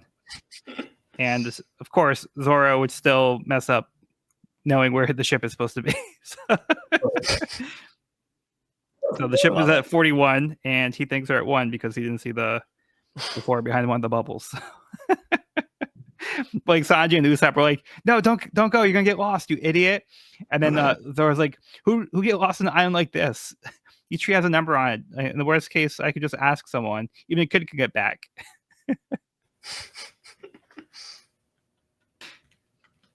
Like, all right, we trust you. Probably like, It's through. Good job. Yeah. like yeah, he's right. Even that idiot couldn't get lost, right? Oh, wow. Okay, let's move on to the next part of the cover story. CP9's Independent Report, Volume 8. Performing to pay medical expenses. Jobber and Blue Nose Wild Animal Show. Blue Nose works with Jobber, who is in animal form, to perform tricks. I mean, get that bread, get them berries. I just love how into it Jobber is. It's great. Yeah, they're really grinding for the money here. They're like Yeah. doing everything they can to get some cash. Doing some street performances. I'm trying to figure out how does Blue Nose tie into this. Is he doing anything with his like air door ability at all, or is he not really? I don't know. I guess he's just the MC. Yeah, maybe like they're not really letting on the fact that Jabber is actually a person. So they're like, "Oh wow, look at this well-trained animal." So he's kind of the animal trainer. And he was a guess bartender, so he's probably good at like dealing with crowds and people and like, hey man, you should come see this. He's the hype man. Mhm. I will say he's no Moji though. Oh no one could ever. Okay, let's get on to the chapter. Chapter 498, the 11 Supernovas. The Strats fight off bounty hunters as they make their way to Shaggy's bar to meet the ship coding specialist. Shaggy finishes dealing with a tough customer while the others make themselves at home. Shaggy is a former pirate, but now she roots for the rookies like the Straw Hats. Unfortunately, the specialist Rayleigh isn't here and hasn't been back in 6 months. She's not sure where he is, but says he typically likes to go to the park, which gets the Strats excited. Shaggy warns that there are currently a total of 11 people on the Archipelago that have a bounty over 100 million, one of which has a higher bounty than Luffy. They wonder if the coding specialist will be okay, but Shaggy says he'll be fine. He's about 100 times stronger than Luffy is. Okay. So we start out like the Straw Hats are like fighting off these like small time bounty hunters. So they're kind of getting the rough part where it's like a little bit less less safe and less people, and it's more like the lawlessness is kind of taking over. But that's where this the bar is and this coding specialist is.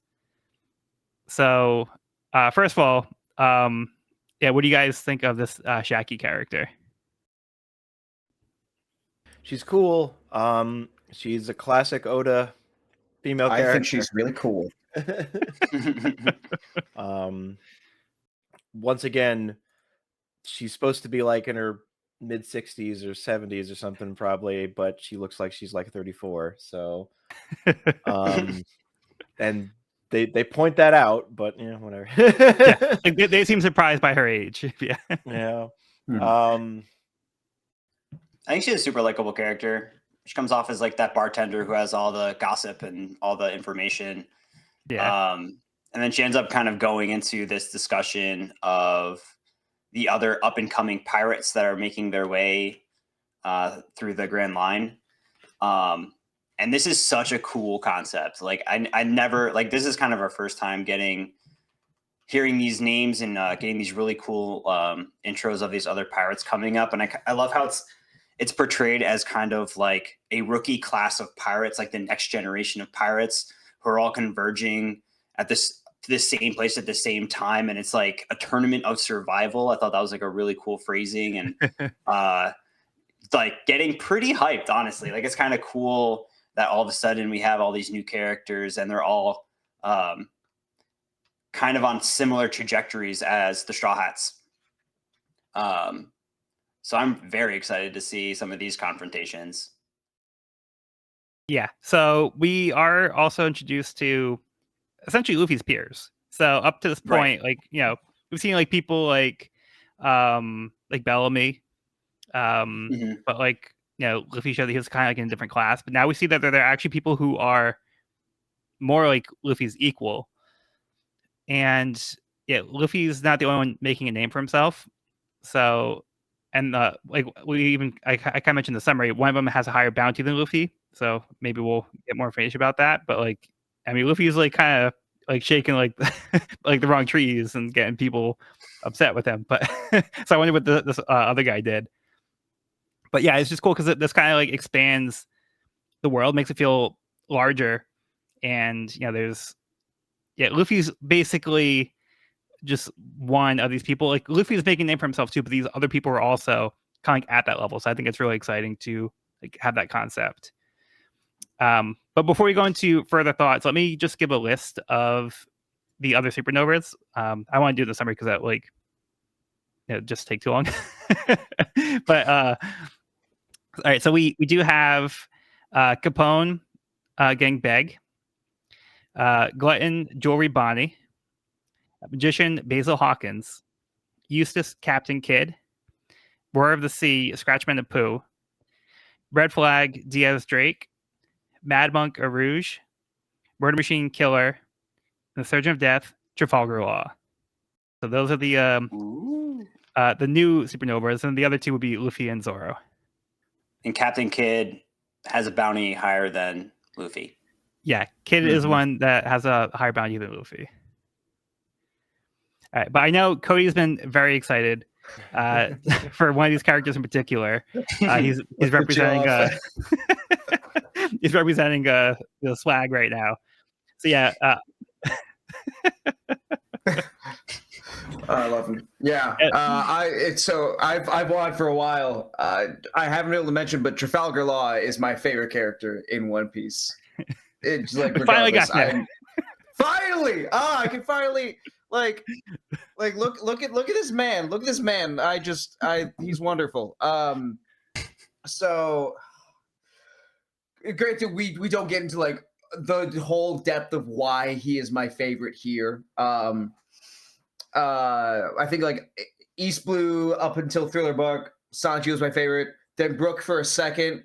Then I see this design, and I'm in 8th grade, and I'm like, okay, he's like kind of hipstery, but he's kind of emo. He's very nonchalant, but like I'm also like this anxious teenager. It's like, I wish I could be cool like that.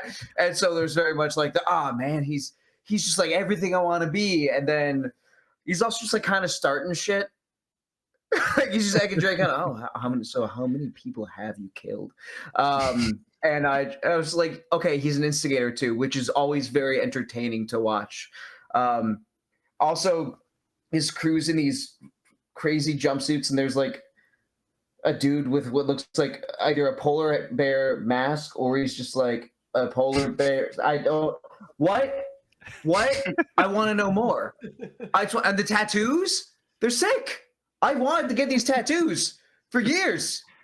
I can't let myself for professional reasons.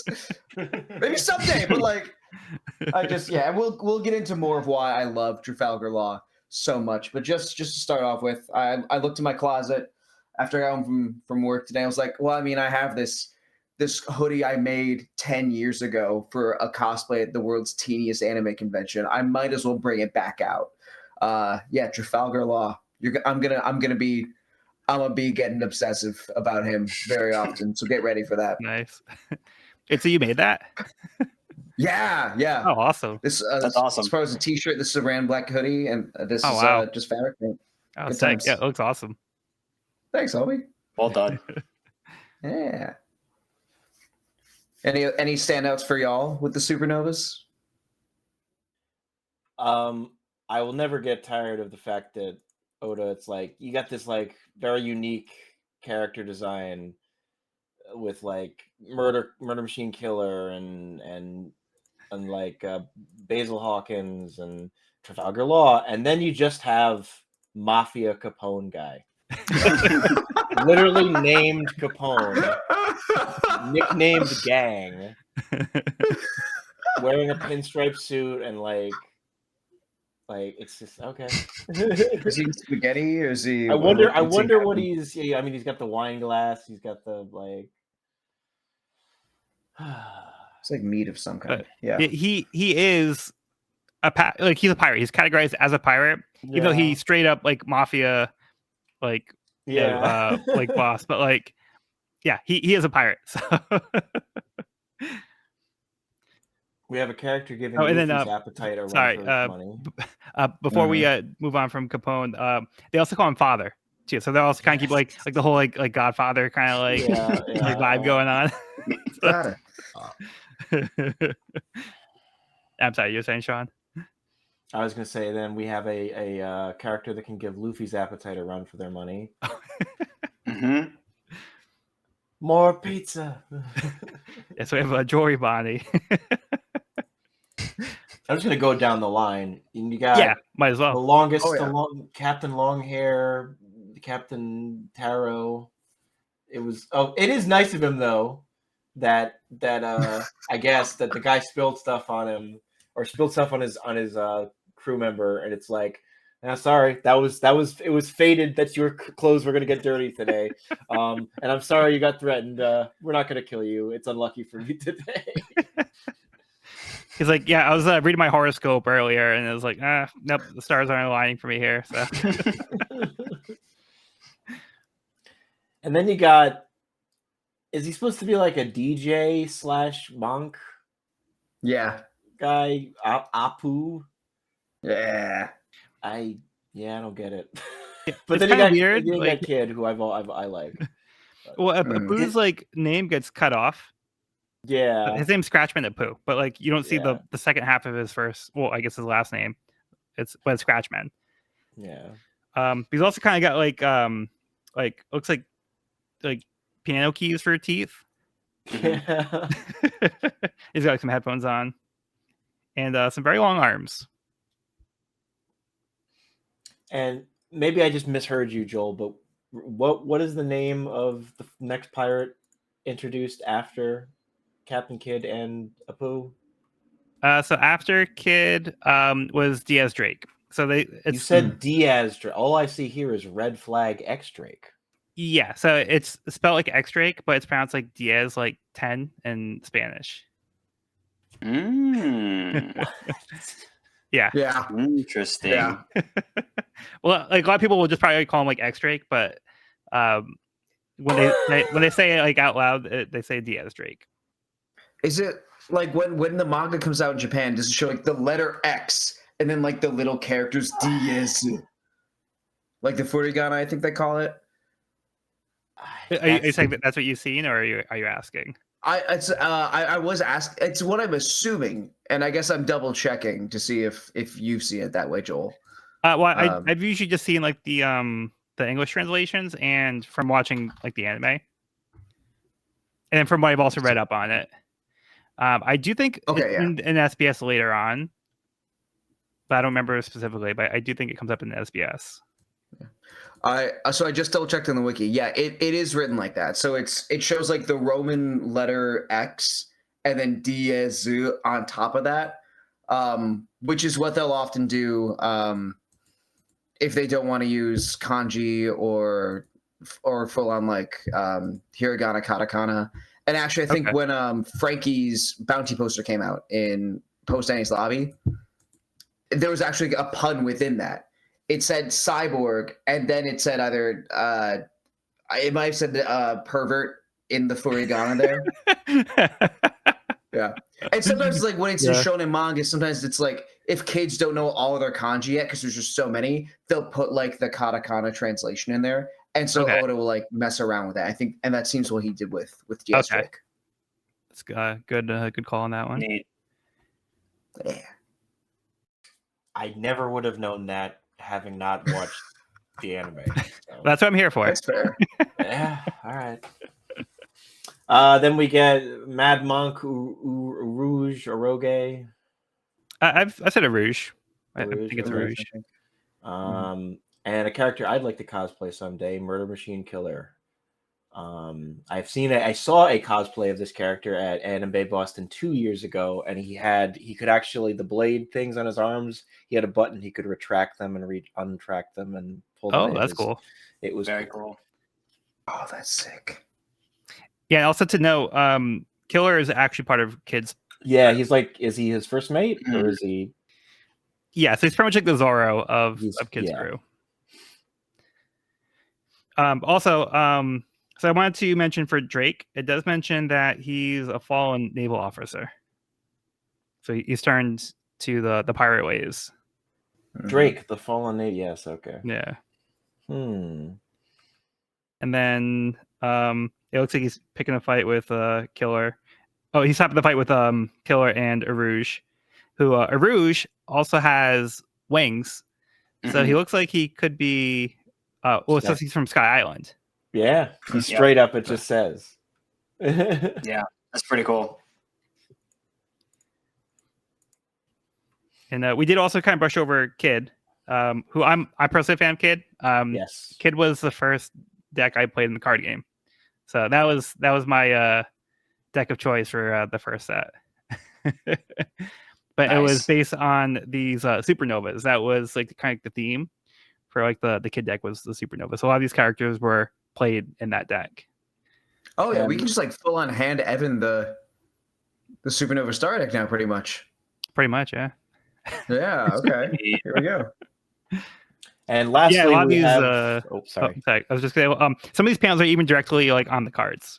Like this Drake panel is used for his card.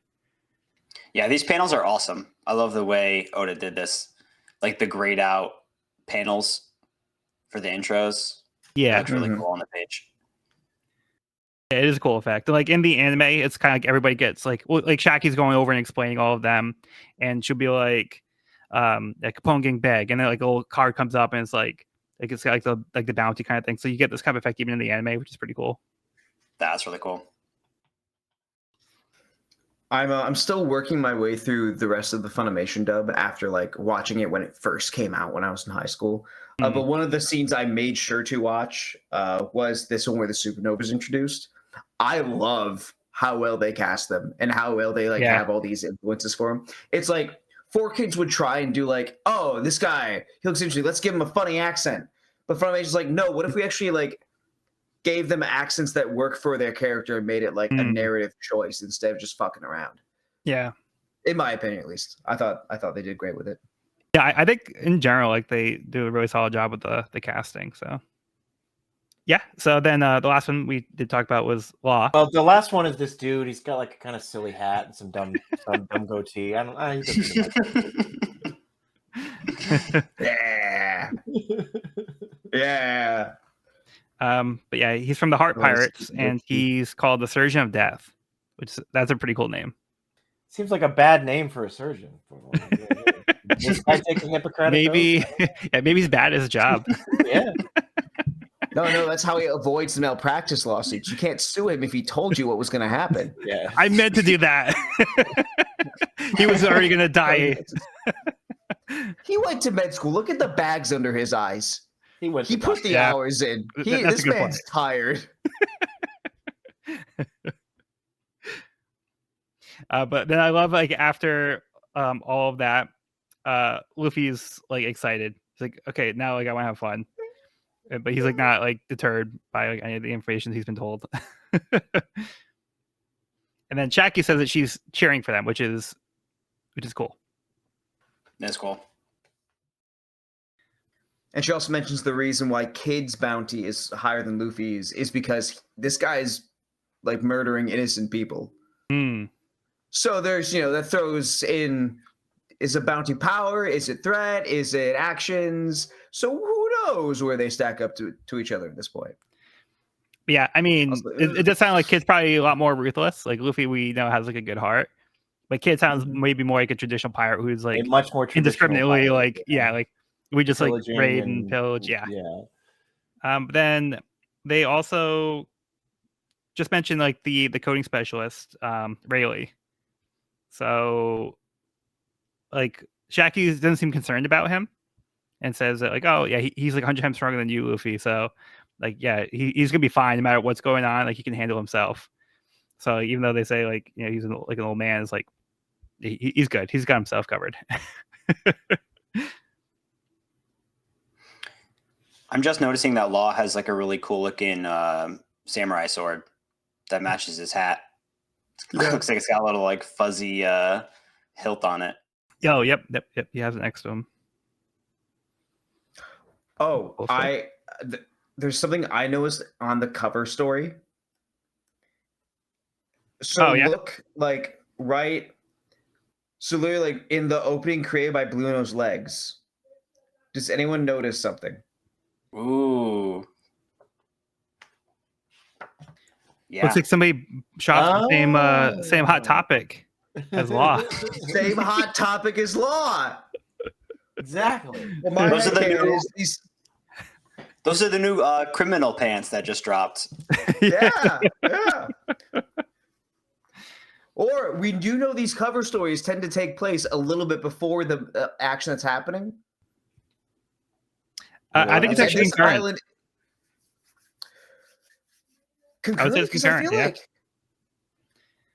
Because I feel like didn't Buggies took place a little before? Really? No, actually, that's fair. That's fair. Damn, there goes my headcanon that Law stopped over at this place before I went to Sabaody. Never mind. Oh well. Well, look at the shoes. It was fun. Are they the same shoes? Yeah, they look more like platform. I think there's a thicker heel on the one in St. Polar. I don't know. Or Poplar. I mean, they're very distinctive pants. I don't know. Very distinctive. They kind of look like an animal print or something. Yeah, it does go with this hat. We'll see. I'm gonna keep inspecting Law's shoes. as we go through this volume.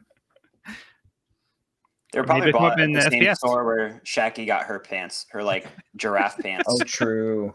Truth. Oda was just in a spotted pattern phase this chapter. Yeah. Because the kids also got some spotted pants too. Truth. Little tortoiseshell kind of thing. That's all the hip rookies coming up through the ranks are wearing. He really went for it with the drip this chapter. I can't lie. Yeah, for sure. Okay. So do you guys have anything else before we move on? No, lot to be excited about. All right, let's move on.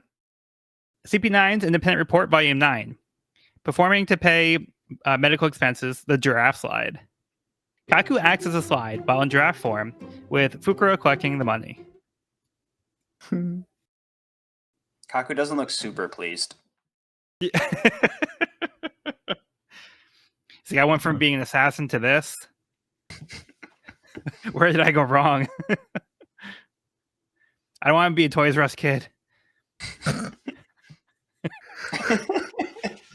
an old callback. Oh, Jeffrey. Yeah, so it looks like all the animals have to have like a handler for appearances. Like, oh no, he's with me. I'm the animal's owner. This is all above board. Okay. Moving on. Chapter 499, Sabaody Park. Jackie wishes the Straw Hats luck, but reassures him that even though the Navy probably knows the rookies are here, they're too preoccupied with something bigger going on. The defeated bounty hunters report to the kidnapper, Peterman, that Straw Hat Luffy is traveling with a mermaid. Luffy and his gang arrive at Sabaody Park and are excited to go on the rides. Peterman arrives and spots Kame. Elsewhere, a third celestial dragon, St. Charlos, was separated from the others. As he passes through, he orders the medical team to stop carrying a dying patient and to respect him.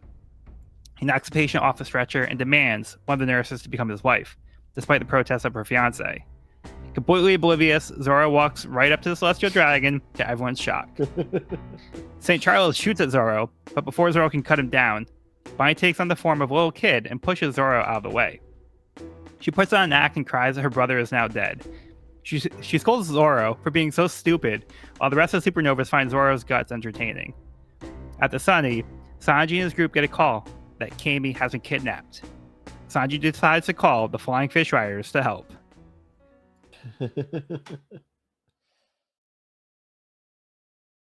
All right, thoughts on this chapter? Oh, Zoro. What? You need directions or something? Yeah, from him. Zoro's the one giving directions. Like this whole interaction is like pitch perfect. Charlos, truly the most. I mean, what is there to say? I mean, Cody can say it better than I can, or as well as I can. Fuck Charlos. It's just, again, I would take 10 Spandams over a single Charlos. I would go out to dinner with Spandam and go dancing afterward before I even look at Charlos. It's just. No, I actually agree with you. Now that we're at Charlos, I can say there is a character I hate more than Spandam. Yeah. Because Spandam actually. At least he tries to accomplish something. Like he has barely, Charlos but just he I don't know. Spandam has some kind of drive. Charlos is just like murder, sexual assault, whatever. He's just the most. Mine. That's mine. It's the worst. Yeah, with Spandam, he at least understands the way the world works. Whereas Charlos, the world is warping whatever's around 5 feet in front of him. Yeah, but it's Charlos just has a sense of he doesn't have a concept of the real world, so anything that exists he thinks he can just claim as his, and nobody's gonna stop him. He's just gonna do it, and everybody's gonna go along with it. So when people resist him, he pushes back and he's like, no, I'm gonna enforce this, and I'm gonna like impose my will on you.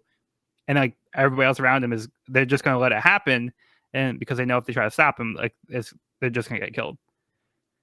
So this is like a very like drastic, over the top situation, but this is how they literally operate. Like, so he comes in riding on a slave who's on his hands and knees.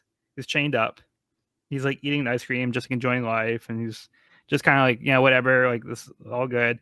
And we see people helping some like literally a doctor and a nurse like helping somebody who's dying. He tells them to stop and be like, "Hey, why aren't you guys kneeling down respecting me? Don't you see me?" So to him, it's more important that they acknowledge him and respect him, as opposed to just urgently trying to save this guy. So like, not only does he not care about like this human life, like he goes to the point where he just knocks him off the stretcher, and then he's like, "The nurse is coming with me. Like, she's my fiance now. Like, I'm gonna marry her," even though he has like multiple wives already. So yeah, it's just like a very like messed up way that these like celestial dragons are operating, but they can because nobody stops them. So that's kind of like the ultimate power that they have, that they can just do whatever they want and get away with it because the world revolves around them. Right, it's like an entitlement that's like justified by the society that they're in, and Right. so they're able to get away with it. Exactly. And it's hard to watch. It's hard to see it go down. Yeah. I think we'd all do it. Zoro, we'd all have the same reaction as Zoro and go to just like cut this dude's head off. Thankfully, Bonnie steps in. We get to see her devil fruit ability, which I'm hoping is why her clothes are so small. It's because she has to shrink down.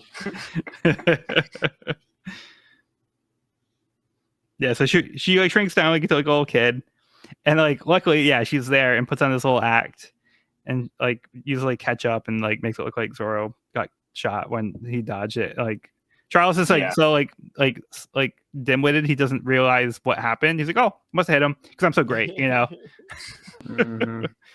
Mm-hmm. But yeah, I think one of the best parts too is just like the reactions of the other supernovas who are all just like amused by Zoro. Like, wow, like this guy's crazy. Like, I like him. He has no idea what's going on, but like he's not gonna let that stop him. Yeah, he's not even the captain. The captain must be insane.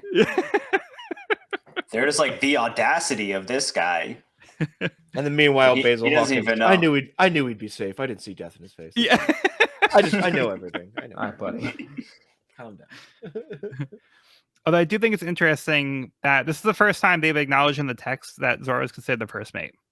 Because Rouge literally says he's only the first mate. Do we know what Steven said? Like, do we know how Steven translated the scene? I don't. Or is this around when his translation stops, actually? Oh, actually, I don't know. Yeah, I'll have to see if I can pull up the tab. Because I'm really curious about that. Did I go to 51 yet? Because this was such a huge debate in the community. Like, is Zoro the first mate? It's like, it depends what you call him. Who would be if not Zoro? They don't have to necessarily be one. Yeah. It just doesn't seem that debatable to me. Like, I feel like yeah, it seems I always just pretty straightforward. Saw, like the concept of anyone else just seemed silly to me. Yeah. Yeah, it was always more so like, oh, is Zoro the first mate or is Zoro the sword master? There is no first mate. Like, what the fuck is a sword master?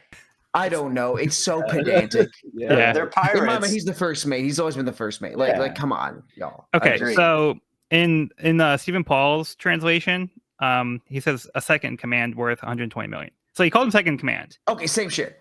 Yeah. Same thing. Yeah. Yeah. Same thing. Yeah. Yeah, I just thought that was an interesting detail that they acknowledged in the text that Zoro would be the one who's in command after Luffy. Mm-hmm. Yeah, it is kind of cool, this new context that we get with these other pirates who are kind of at the same level as the Straw Hats and observing them from that perspective as like competition and like other, people as peers, like you said. So it's kind of cool getting that perspective. It's the first time, people aren't like, who the fuck are these guys? Their reputation is preceding them now. But now Cammy's been kidnapped. Yeah. Again, how many times is that now? 21. Is it? No, it's like It 40 might be something. 22. Or, It might be like 22. Okay. It might be. Oh, no, that's- I think I it's think like that's how way many times- more. I think that's how many times they got eaten. Oh, yep. Dude, this Um, panel is just like on the bottom right corner of the one page, or bottom left corner of one page, when Peterman's like taking off his disguise. It's so menacing. Yeah, because he's like in the mascot disguise. Mhm. So he was like was like a bear or something nearby. Yeah. So it feels like very like predatory, you know. Mhm. It's like I'm like hiding in plain sight, like you know, so I can take advantage of the people having like a good time, and like you know, it's like he's somebody like that might be like, oh, you can trust me. I'm a like lovable mascot, and then he kidnaps Kami without anybody even noticing, which is like a shame because up to that point, because like Luffy and like the other Straw Hats are very ignorant to the way things are operating on this area, Mhm. and like how like the mermaids and like the fishmen are just treated in general.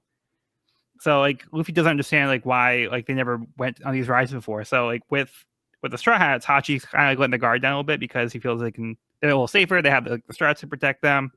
So they're kind of like doing something that they wouldn't normally get to do and having fun on these rides because normally they're by themselves. Exactly what happened would happen, except probably like a lot sooner. But it's like they were trying to give like Kami and Papagu and Hachi like a fun time, like something that they don't ever get to do. So this is their first time just being able to enjoy the park and go on the rides and have fun. And like it comes like to a crashing halt when we find out like you know Kami's been kidnapped or under their nose. Whoops. Yeah, so really like like this is like a part of the story of One Piece where I feel like you can point to and be like Oda's tackling some darker themes and like topics. So like the series, like I think, like on the surface might seem like lighthearted, silly, and fun. Like it is that a lot of the times, but it's not afraid to go to these other places too, and like really like try to say something. And I feel like this is just going to like territories that are more serious in tone and nature. And I do feel like this is just kind of like a first glimpse at like the bigger world of One Piece and these concepts within this world. It's so much in one arc and one chapter. I feel like that is there's the veneer of okay, they're pirates with special powers, and this place is run on bubbles, but like these are all just things that actually happen in the real world.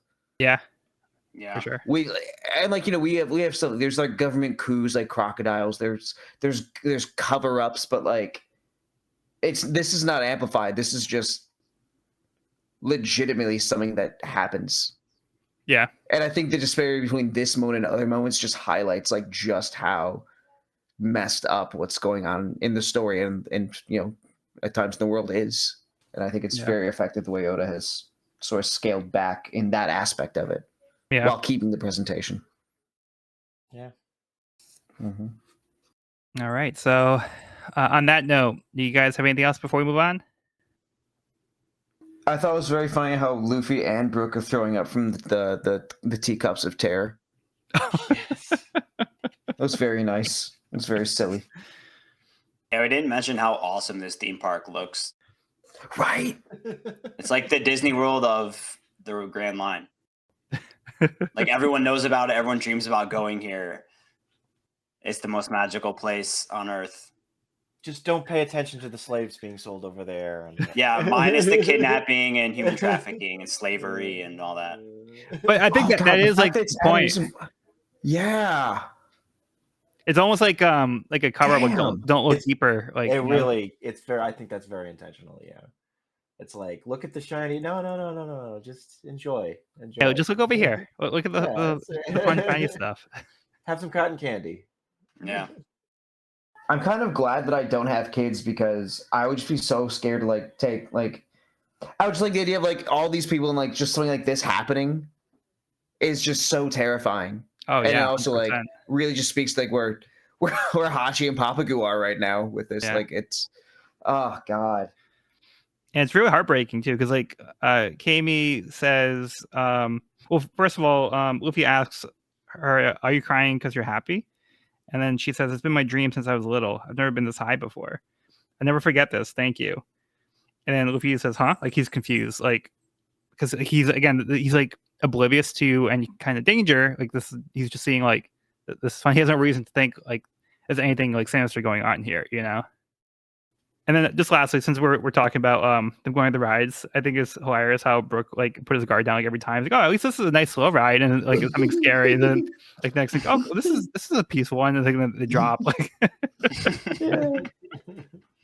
like happens like every And time. he's afraid to go into the haunted house.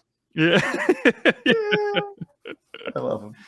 Yeah. So there's some fun stuff here. I bet Brooke could like. Obviously, I think he enjoys being a pirate and all that, but like he could probably earn some good money just working at the horror show. Oh yeah. Like doesn't need prosthetics. He just Wow, so realistic. The problem is he'd keep making bone joke puns to everyone though, so they'd never actually be scared. So. Okay, let's move on to CP9's Independent Report, Volume 10. Performing to pay medical expenses, cleaning up the town. Khalifa uses her soap powers to help clean the rooftops. You got to give them credit. I mean, they're all like finding ways they're pitching in. Yeah. Also, chapter 500, y'all. Chapter 500. Wow, Let's go.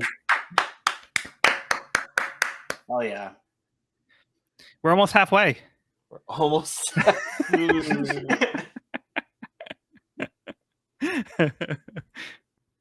All right, so speaking of chapter 500, the Embers of History. The Rosy Life Riders show up and offer to help find Kami, giving the Strats a ride on their flying fish. Luffy, Hachi, and Papagu start looking at human shops, but with no luck. Papagu feels guilty for letting Kami on the rides, explaining that they are hated by all humans who live on the archipelago, not just the kidnappers, and are discriminated against. Luffy says that they have nothing to be sorry for and he'll get Kami back. Peterman delivers Kami to the auction hall in Grove 1, just as the Celestial Dragons and some of the Supernovas start to arrive. As Kami is dragged to the back with the other people being auctioned, Disco, the auctioneer, hits her as she resists. Suddenly, he is knocked unconscious. One of the giants, who was captured, suspects it was the old man next to him using hockey and asks who he is. The man says he's an old man who coats ships, but what he doesn't tell him is that his name is Silvers Rayleigh, the former first mate of the Rogers Pirates. Bro! Boom. How's that for a chapter 500 reveal? Evan, your thoughts? Yeah, this is pretty awesome. The Pirate King's first mate. Still with us. Yep. Yeah. I'm sure he's not a big deal. I'm sure he's got some great stories. Yes, man. Maybe one in particular. We'll see. But yeah, this is pretty exciting. I mean, the connection, obviously between Luffy and the Pirate King. So, hype. Yeah. And Cody, you mentioned an SPS question recently. Which one did I mention? About how Oda I was like, I know we're we're gonna talk about. This is not what I thought we were gonna talk about. Yeah, the animators were told not to call this guy the captain, and the. Oh yeah, yep. I don't know. You'll have to fill me in later. So if you go back to the Buggy flashback, you'll see that the guy who hits Buggy and Shanks over the head. Yeah. Oh. It's the same like three stripe goatee. Okay. That was 470 something chapters ago. What the hell? This man said, I'm gonna make a story where this silly guy made of rubber is gonna go out to sea. He's gonna find a big treasure. On the way, he's gonna make some friends. He's gonna fight a couple people, and he's gonna find the treasure. I think it'll take me, 5 years to write this.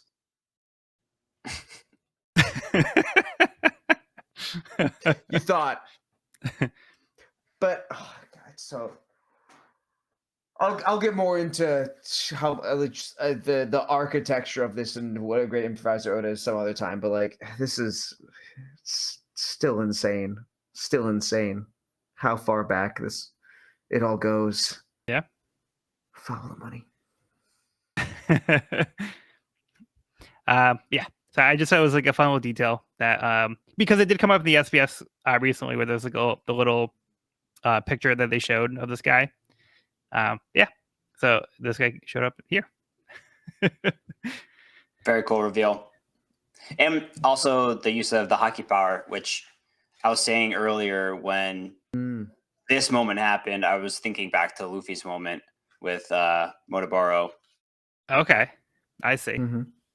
Because like I was saying earlier, it's like this is the second instance of hockey in this volume.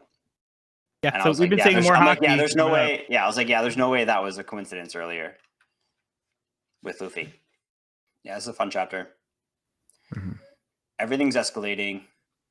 We also get a little more Law and his bear sidekick. Yeah. Bear man sidekick.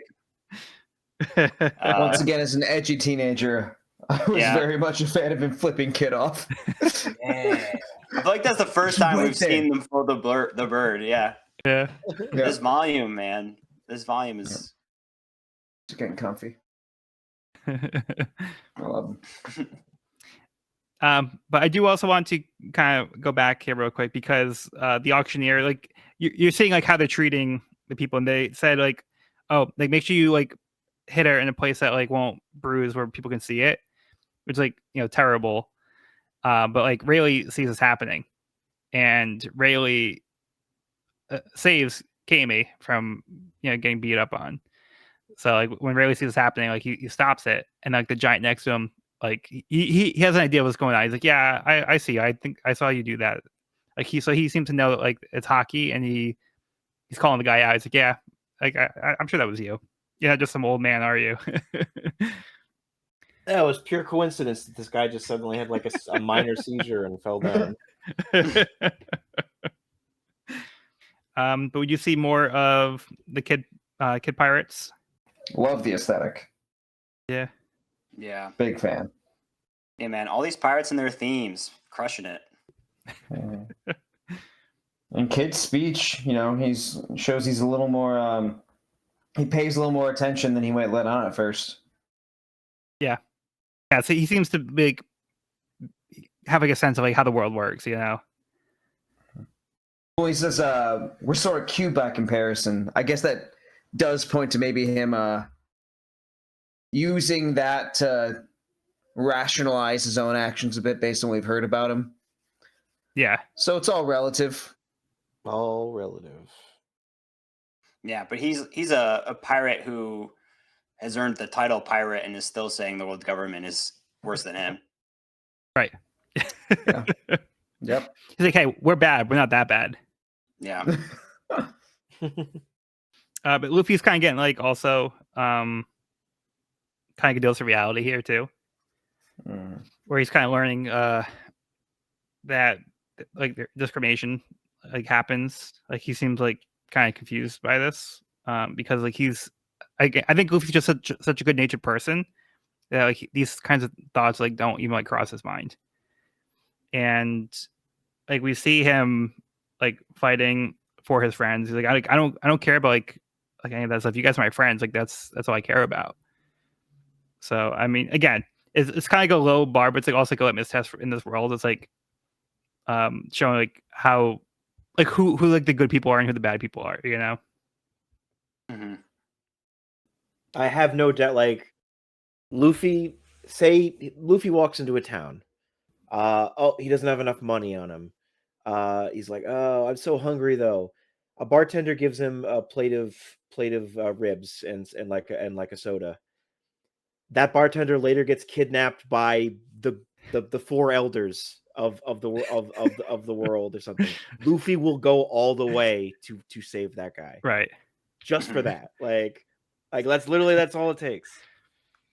That guy was good. He gave me meat. He gave me meat. Like he's gonna go straight to the world government headquarters. Like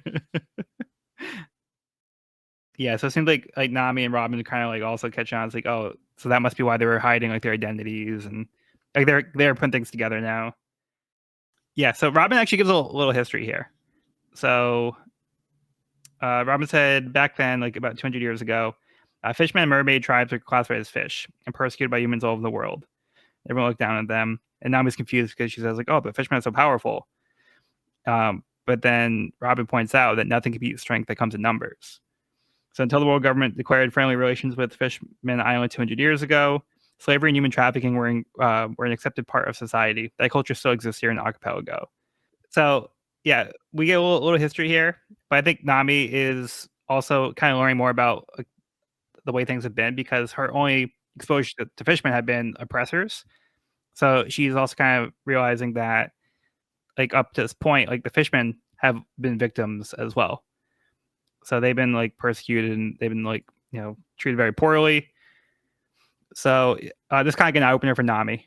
So I think she's kind of realizing that things aren't as black and white as she initially thought. Kind of like how pirates do, because she used to think like, all pirates are bad and all pirates should die. So she's learning that things are a little bit more nuanced than she might originally think. Yeah, I feel like Oda is like slowly painting a picture of the world government for the readers, and it's just getting uglier and uglier and uglier as we go on. Yeah. And now we met the like epitome of that ugliness in these celestial dragons. All right. Any other thoughts before we move on? I'm good. Okay. I am set. All right, moving on. CP9's Independent Report, Volume 11, Soaking Wet Money Received. CP9 managed to earn enough money for the doctors to begin treating Gucci's injuries. Yeah, so good job. They worked hard. Yeah.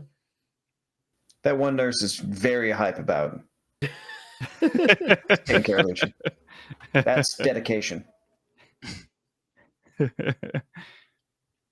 Okay. Chapter 501, The World Begins to Swell. A Navy officer reports to Garp that Dark King Rayleigh was cited as one of the people being sold at the auction house. Garp laughs and tells him not to tell anyone else and that he will take care of it, as the Navy won't be able to take on two legends at the same time. The auction on Grove 1 begins. Duval hands Sanji a list that shows the typical prices each type of human sells for, with mermaids being the most valuable. After asking around, the Strats and the Rosy Life Riders learn that Kami is being sold at the auction house at Grove 1. Sanji panics that Montabaro is traveling too slow, but Duval reassures him that he's been heading there this whole time. Though some of the others get there at about the same time. They confront the worker at the front door. They wonder how they can get away with selling people when it's been outlawed. The man implies that the world government turns a blind eye for a price. Hachi holds the Straw Hats back from fighting, worrying that Kami would have a collar on that would explode if they tried to take her. Nami determines that they'll have to use their treasure to buy their friend back. Luffy, Usopp, and Robin continue to make their way to the auction house to meet with the others, while Zoro, unaware of what has been happening, arrives at Grove 2, thinking he must be close to the ship, which he thought was at Grove 1. Meanwhile, news gets out to the public at Sabaody that the world government has announced that Firefist Ace is to be publicly executed. Drake's pirates exclaim that this means Whitebeard will take action, resulting in war. Dun dun dun dun. Oh boy. Pretty heavy. Stakes go crazy here. Okay, Yeah, so everything's escalating. where do you guys want to start on this one? Let's start at the beginning with Garp. Mm-hmm. Okay. I like Garp showing a lot of familiarity with Raleigh here. He seems to be very familiar with him. Yeah. They definitely have some history. We don't really get too much on that, but I do love Garp's character. I love that he kind of He like seems like a good one. his subordinate guy's like, could it really be him? My subordinates aren't 100% sure. T. give me my drink. Here. Like, yeah, it's him. Yeah. And like Garp totally calls him out because like yeah, there's no like reports that he's been around, but like he probably just told himself to pay off his gambling debts. So and he also calls him Dark King. That's his nickname, Dark King Silver Israeli. But he also says to keep things on the down low because so I think the end of the chapter gives the context to the beginning of the chapter because I feel like you don't really know what he's talking about when he says two legends. But the Navy is moving things around, preparing for Whitebeard to retaliate for the decision to execute Ace. So they can't go and take on Rayleigh because like Garp is respecting Rayleigh that much. He's like, yeah, if we like send our men over there, if they're just gonna get annihilated, like most people can't handle them. So like, let me take care of this because I'm qualified to handle, but most of the other guys probably not. So he's like, yeah, let's not like make like another like big thing of this. But also like, the term Two Legends is actually being used for the next set of the One Piece card game. Yeah. So. Oh, really? Yeah. Yeah. So it's because of this. That's cool. They just released an amazing looking Rayleigh card. It's gonna be like the secret in the set. It's Is it going to be Rayleigh? Is it going to be Rayleigh and Whitebeard? Whitebeard's in it, but yeah, that's cool. Yeah, there's some cool shit. I just love how casual Garp is, but like, yeah, don't tell Sengoku. He doesn't need to know. Yeah, don't worry about it. It's fine. It's fine. Yeah, it's my job. Nah. Have some rice crackers. Let me take care of it at my level. We don't want to escalate this further. Like I'll handle it so the bosses don't have to deal with this, Mm-hmm. Yeah. And then everybody starts making their way to the auction house at Grove One. So a lot of these pieces are now coming together because we've been seeing people assembling from the past few chapters. Now the strats are coming in too. So like all these pieces are coming into play for the setup for the next few chapters, which I think is like. It's like it feels like a bottle that's like trying to like explode, but it's like everything's like bubbling up right now and it's gonna like overflow. Mm-hmm. So it just feels like there's a lot of tension going on, like building up to that. But yeah, I do think it was pretty hilarious how like Duval being the leader, like, yeah, I knew it was happening the whole time. So like he made the play to like be going to this auction hall the whole time, but because Montebar is so slow, like, he basically got to start from the get-go. But it's like because I'm the leader, I know these things. Meanwhile, Sanji's smoking 3 cigarettes at once. 3. Oh man, take that one up from a smoker. Yeah, right. There's a very cool detail. Interesting detail when we see the auction stage for the first time. Yes, I was going to mention that one too. Oh yeah, Evan, did you pick up on that? What's that? So Cody's pointing out that there's a detail on the auction stage. A symbol, 2 symbols, same symbol.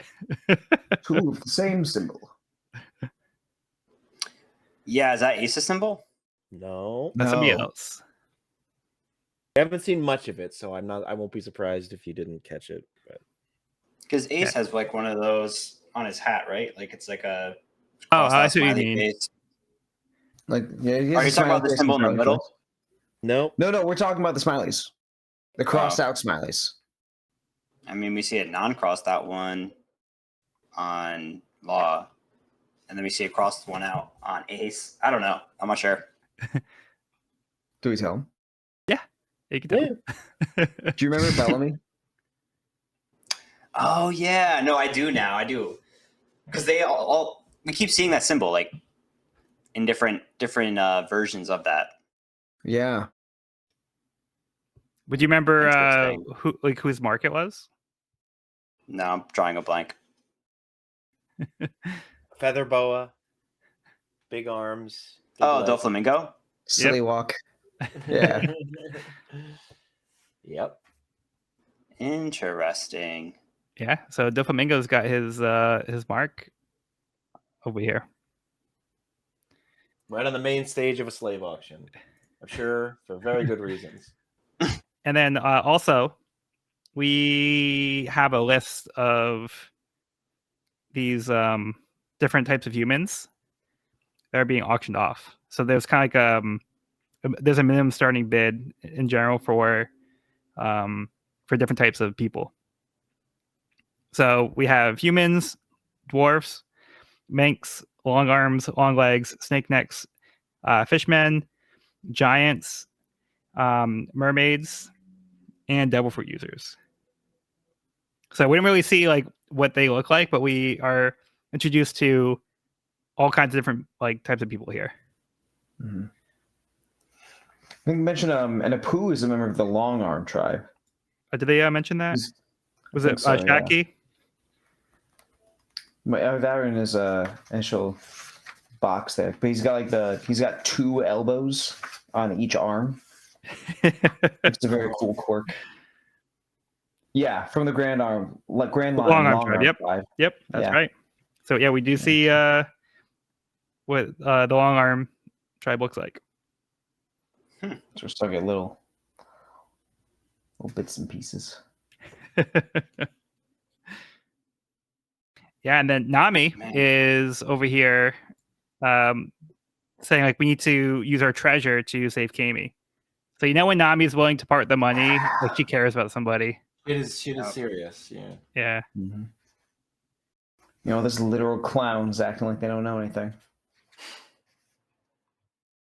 Yeah, they have an interesting conversation here too.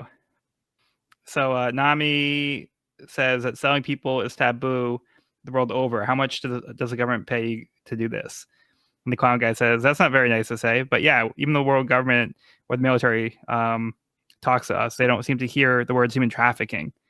And they don't know that this trade exists either.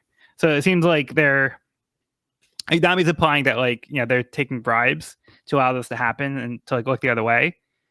So it's just showing like the world government is even more corrupt.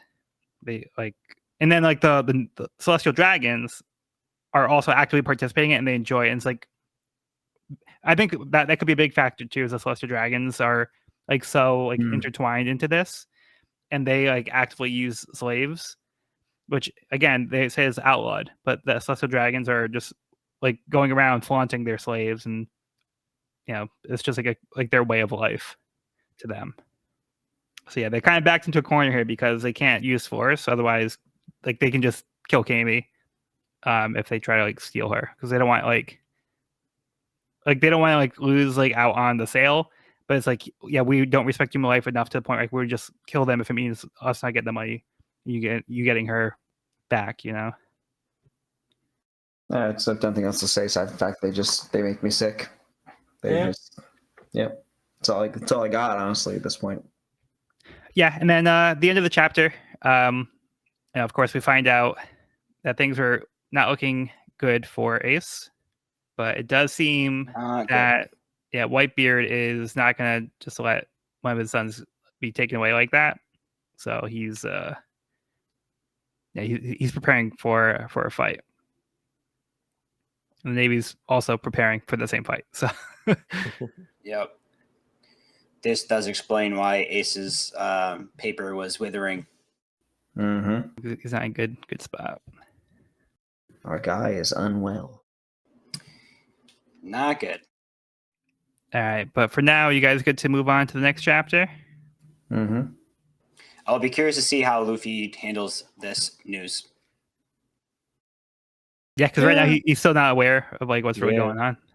Mm-hmm. Okay, moving on to CP9's Independent Report, Volume 12, Shopping and a Short Break.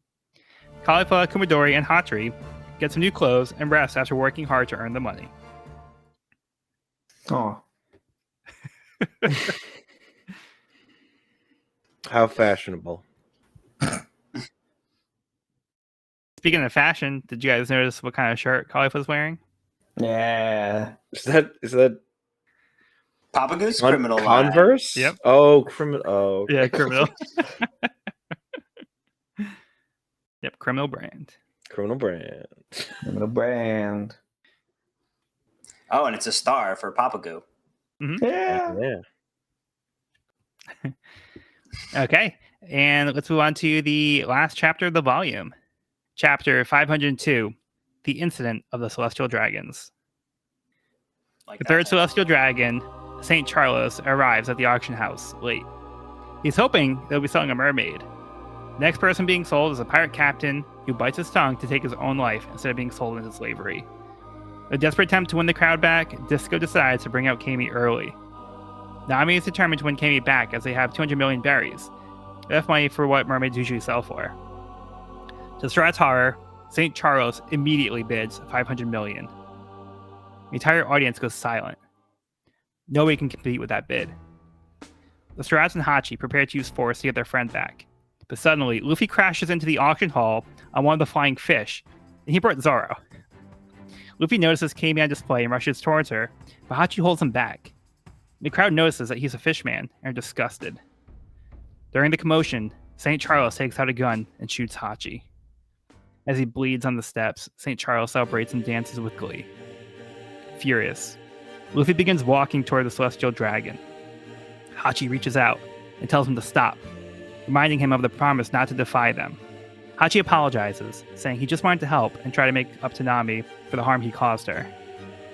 As St. Charles prepares to finish Hachi off, Luffy stares him down, walks up to him, and blasts him right across the face with a heavy punch.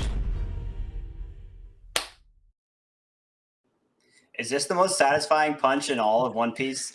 Yes. It might be. It might be, man. Holy shit. Oh my god. I personally, up to current day chapter, still say this is the most satisfying punch in all of One Piece. Yeah. I also highly recommend watching the anime version of this because Luffy punches him so hard that the color vanishes from the screen. Like it's phenomenal. It's He punched the color out of the He punched screen. the color out of the screen. Push the color out of the screen. Yeah, it's really cool in the anime. So we'll have to show you the I'll clip. definitely have to check that out. Yes, definitely. Poor Hachi, though. Yeah. So like I was saying, things were bubbling up, and now they boiled over. And yeah, so this is essentially leading up to this moment. Yeah, I'll let you guys speak first. I don't speak at once. I mean, this is one of my favorite chapters in all of One Piece. It's just, it really just, you feel the tension in the air from that. First of all, you're already on hooks from that previous chapter of like, Ace is going to be executed. So this whole time you're wondering like, okay, is Luffy going to find out in the middle of this whole thing they're trying to rescue that his brother is on like death row essentially? And while that's hanging over your head, then you're like, oh, wait, no, something else entirely different is going to happen in the meantime to make it even crazier. And then we get to see the most satisfying punch in all of One Piece.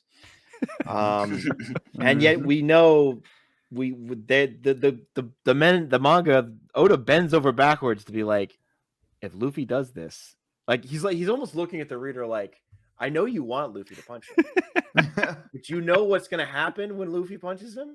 Because I'm going to have multiple characters remind you about what's going to happen if Luffy punches him.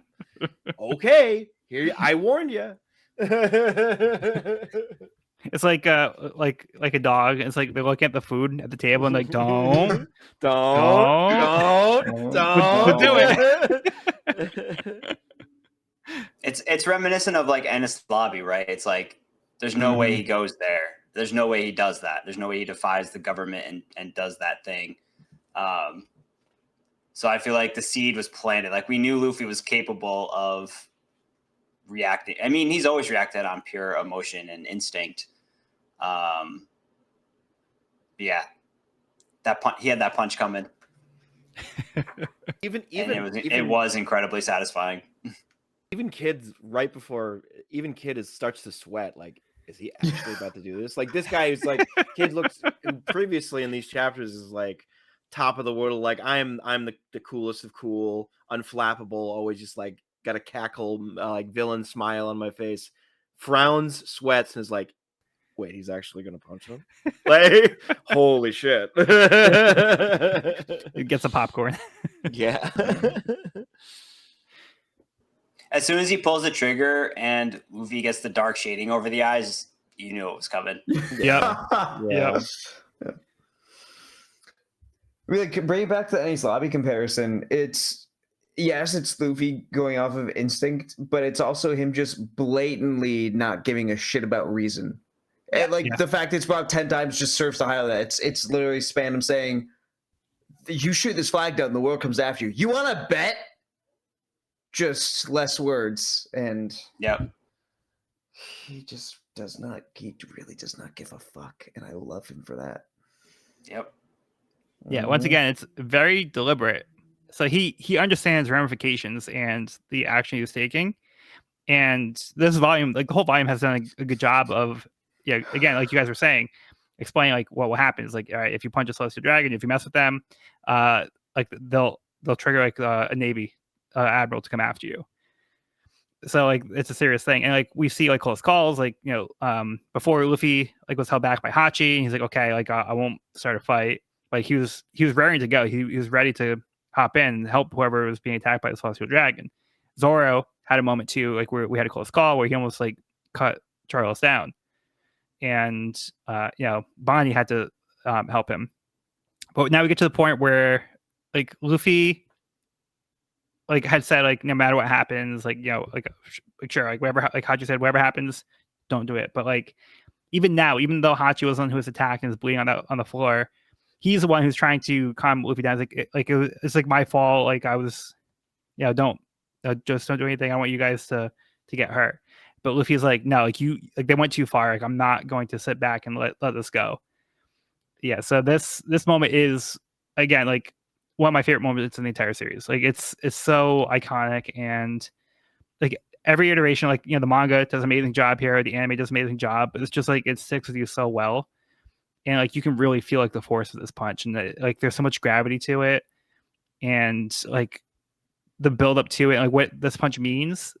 It's so important because again, we've been seeing like how the fishermen have been treating it, like treated. Like, there's blatant discrimination going on here. And Luffy doesn't see any of that, like as as a friend of Hachi. Like he's like, no, that's my friend. Like that's the only thing that matters to him, like who Hachi is as a person. So he's going to these lengths for his friend. So that people like he's just a fish man. Like why are you like going to all this trouble? But like Luffy's like, no, like that's not right. This guy can't be treated. Like, they can't treat my friend like this. This isn't right. Yeah, Luffy's got a really strong moral compass. Yeah. Mm-hmm. And is willing to do what's right no matter the cost. Especially when it comes to his friends. Yeah. And in comparison, we see like how the crowd was reacting to Hachi being shot. Like first they're like, oh no, it's a fish man, gross. And then like Charles is like happy when he shoots, like, yeah, I got him. And then the crowd's like relieved, like, oh good, they got the fish man. So you can see like how terribly like they're being treated, and it's like very obvious, like not even trying to hide it. It's like Oda's done like a really good job of making like Charles like the most punchable character in the entire series. Easy, yeah.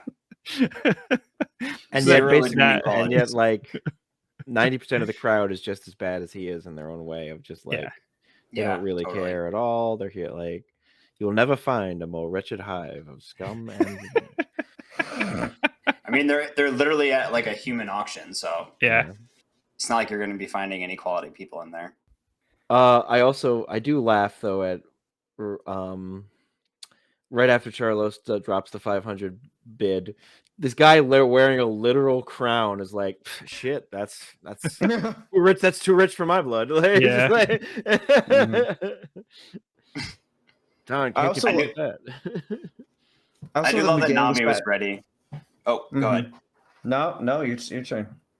I was just going to say, I love how Nami is ready to spend all their money here for Kami. Like we said in the last chapter, that she was willing to spend money it's especially significant for her character. So like it was nice seeing that from her. Yeah, And like the like, 500 million, it's almost twice what Luffy's head is worth. Just for wow. like the scale of just how much he is dropping. Yeah. It's insane. And it obviously means nothing to him because he just threw that number out there to end it. Because, yeah. Like any other day, that probably would have been enough. Like what they had, it should have been enough to get Yep. Mermaid. And then just like no build up. It's just like no like maybe they'll win the bid, but he just like shuts it down right there. And like Nami and then like the Straw are like just in disbelief. Is like it's over just like that. Like they didn't have like time to process like what happened. Yeah. So it just like makes like your heart drop. But like also to further like paint Charles in like a terrible light. Yes. So, like first like they're like you're spending too much money. Your aquarium already has a prawn in it. It's like, oh, they can play tag. Like mermaids are the world's fastest swimmers, right? It's like, oh, you know, we'll just let them put that to the test. It'll be fun. So like he just wants like the mermaid as like something to like torture. Like he's not like seriously like he doesn't care about like Amy. Like he's just like, yeah, it's just a plaything for me.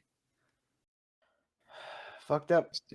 Yeah, Steve just sucks. He just sucks. Where do But we I go do from love here? I don't how want to waste that. I don't want to even waste the effort to disparage him as much as I did Spandam.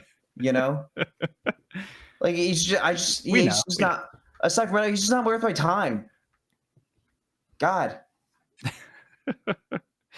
But I do think it was hilarious how Zoro was going to Grove 1 because that's where he thought the ship was. So that actually worked out in his favor because he was already heading here anyway. Yep. So, Yeah. but he's just Made like, so like, he's like, you guys told me to get on. I was heading back to the Sunny. What's the big hurry? I also love the entrance that Luffy makes. He's like, you couldn't land a little better? I'm like, no, it's a flying fish, and you said to dive in.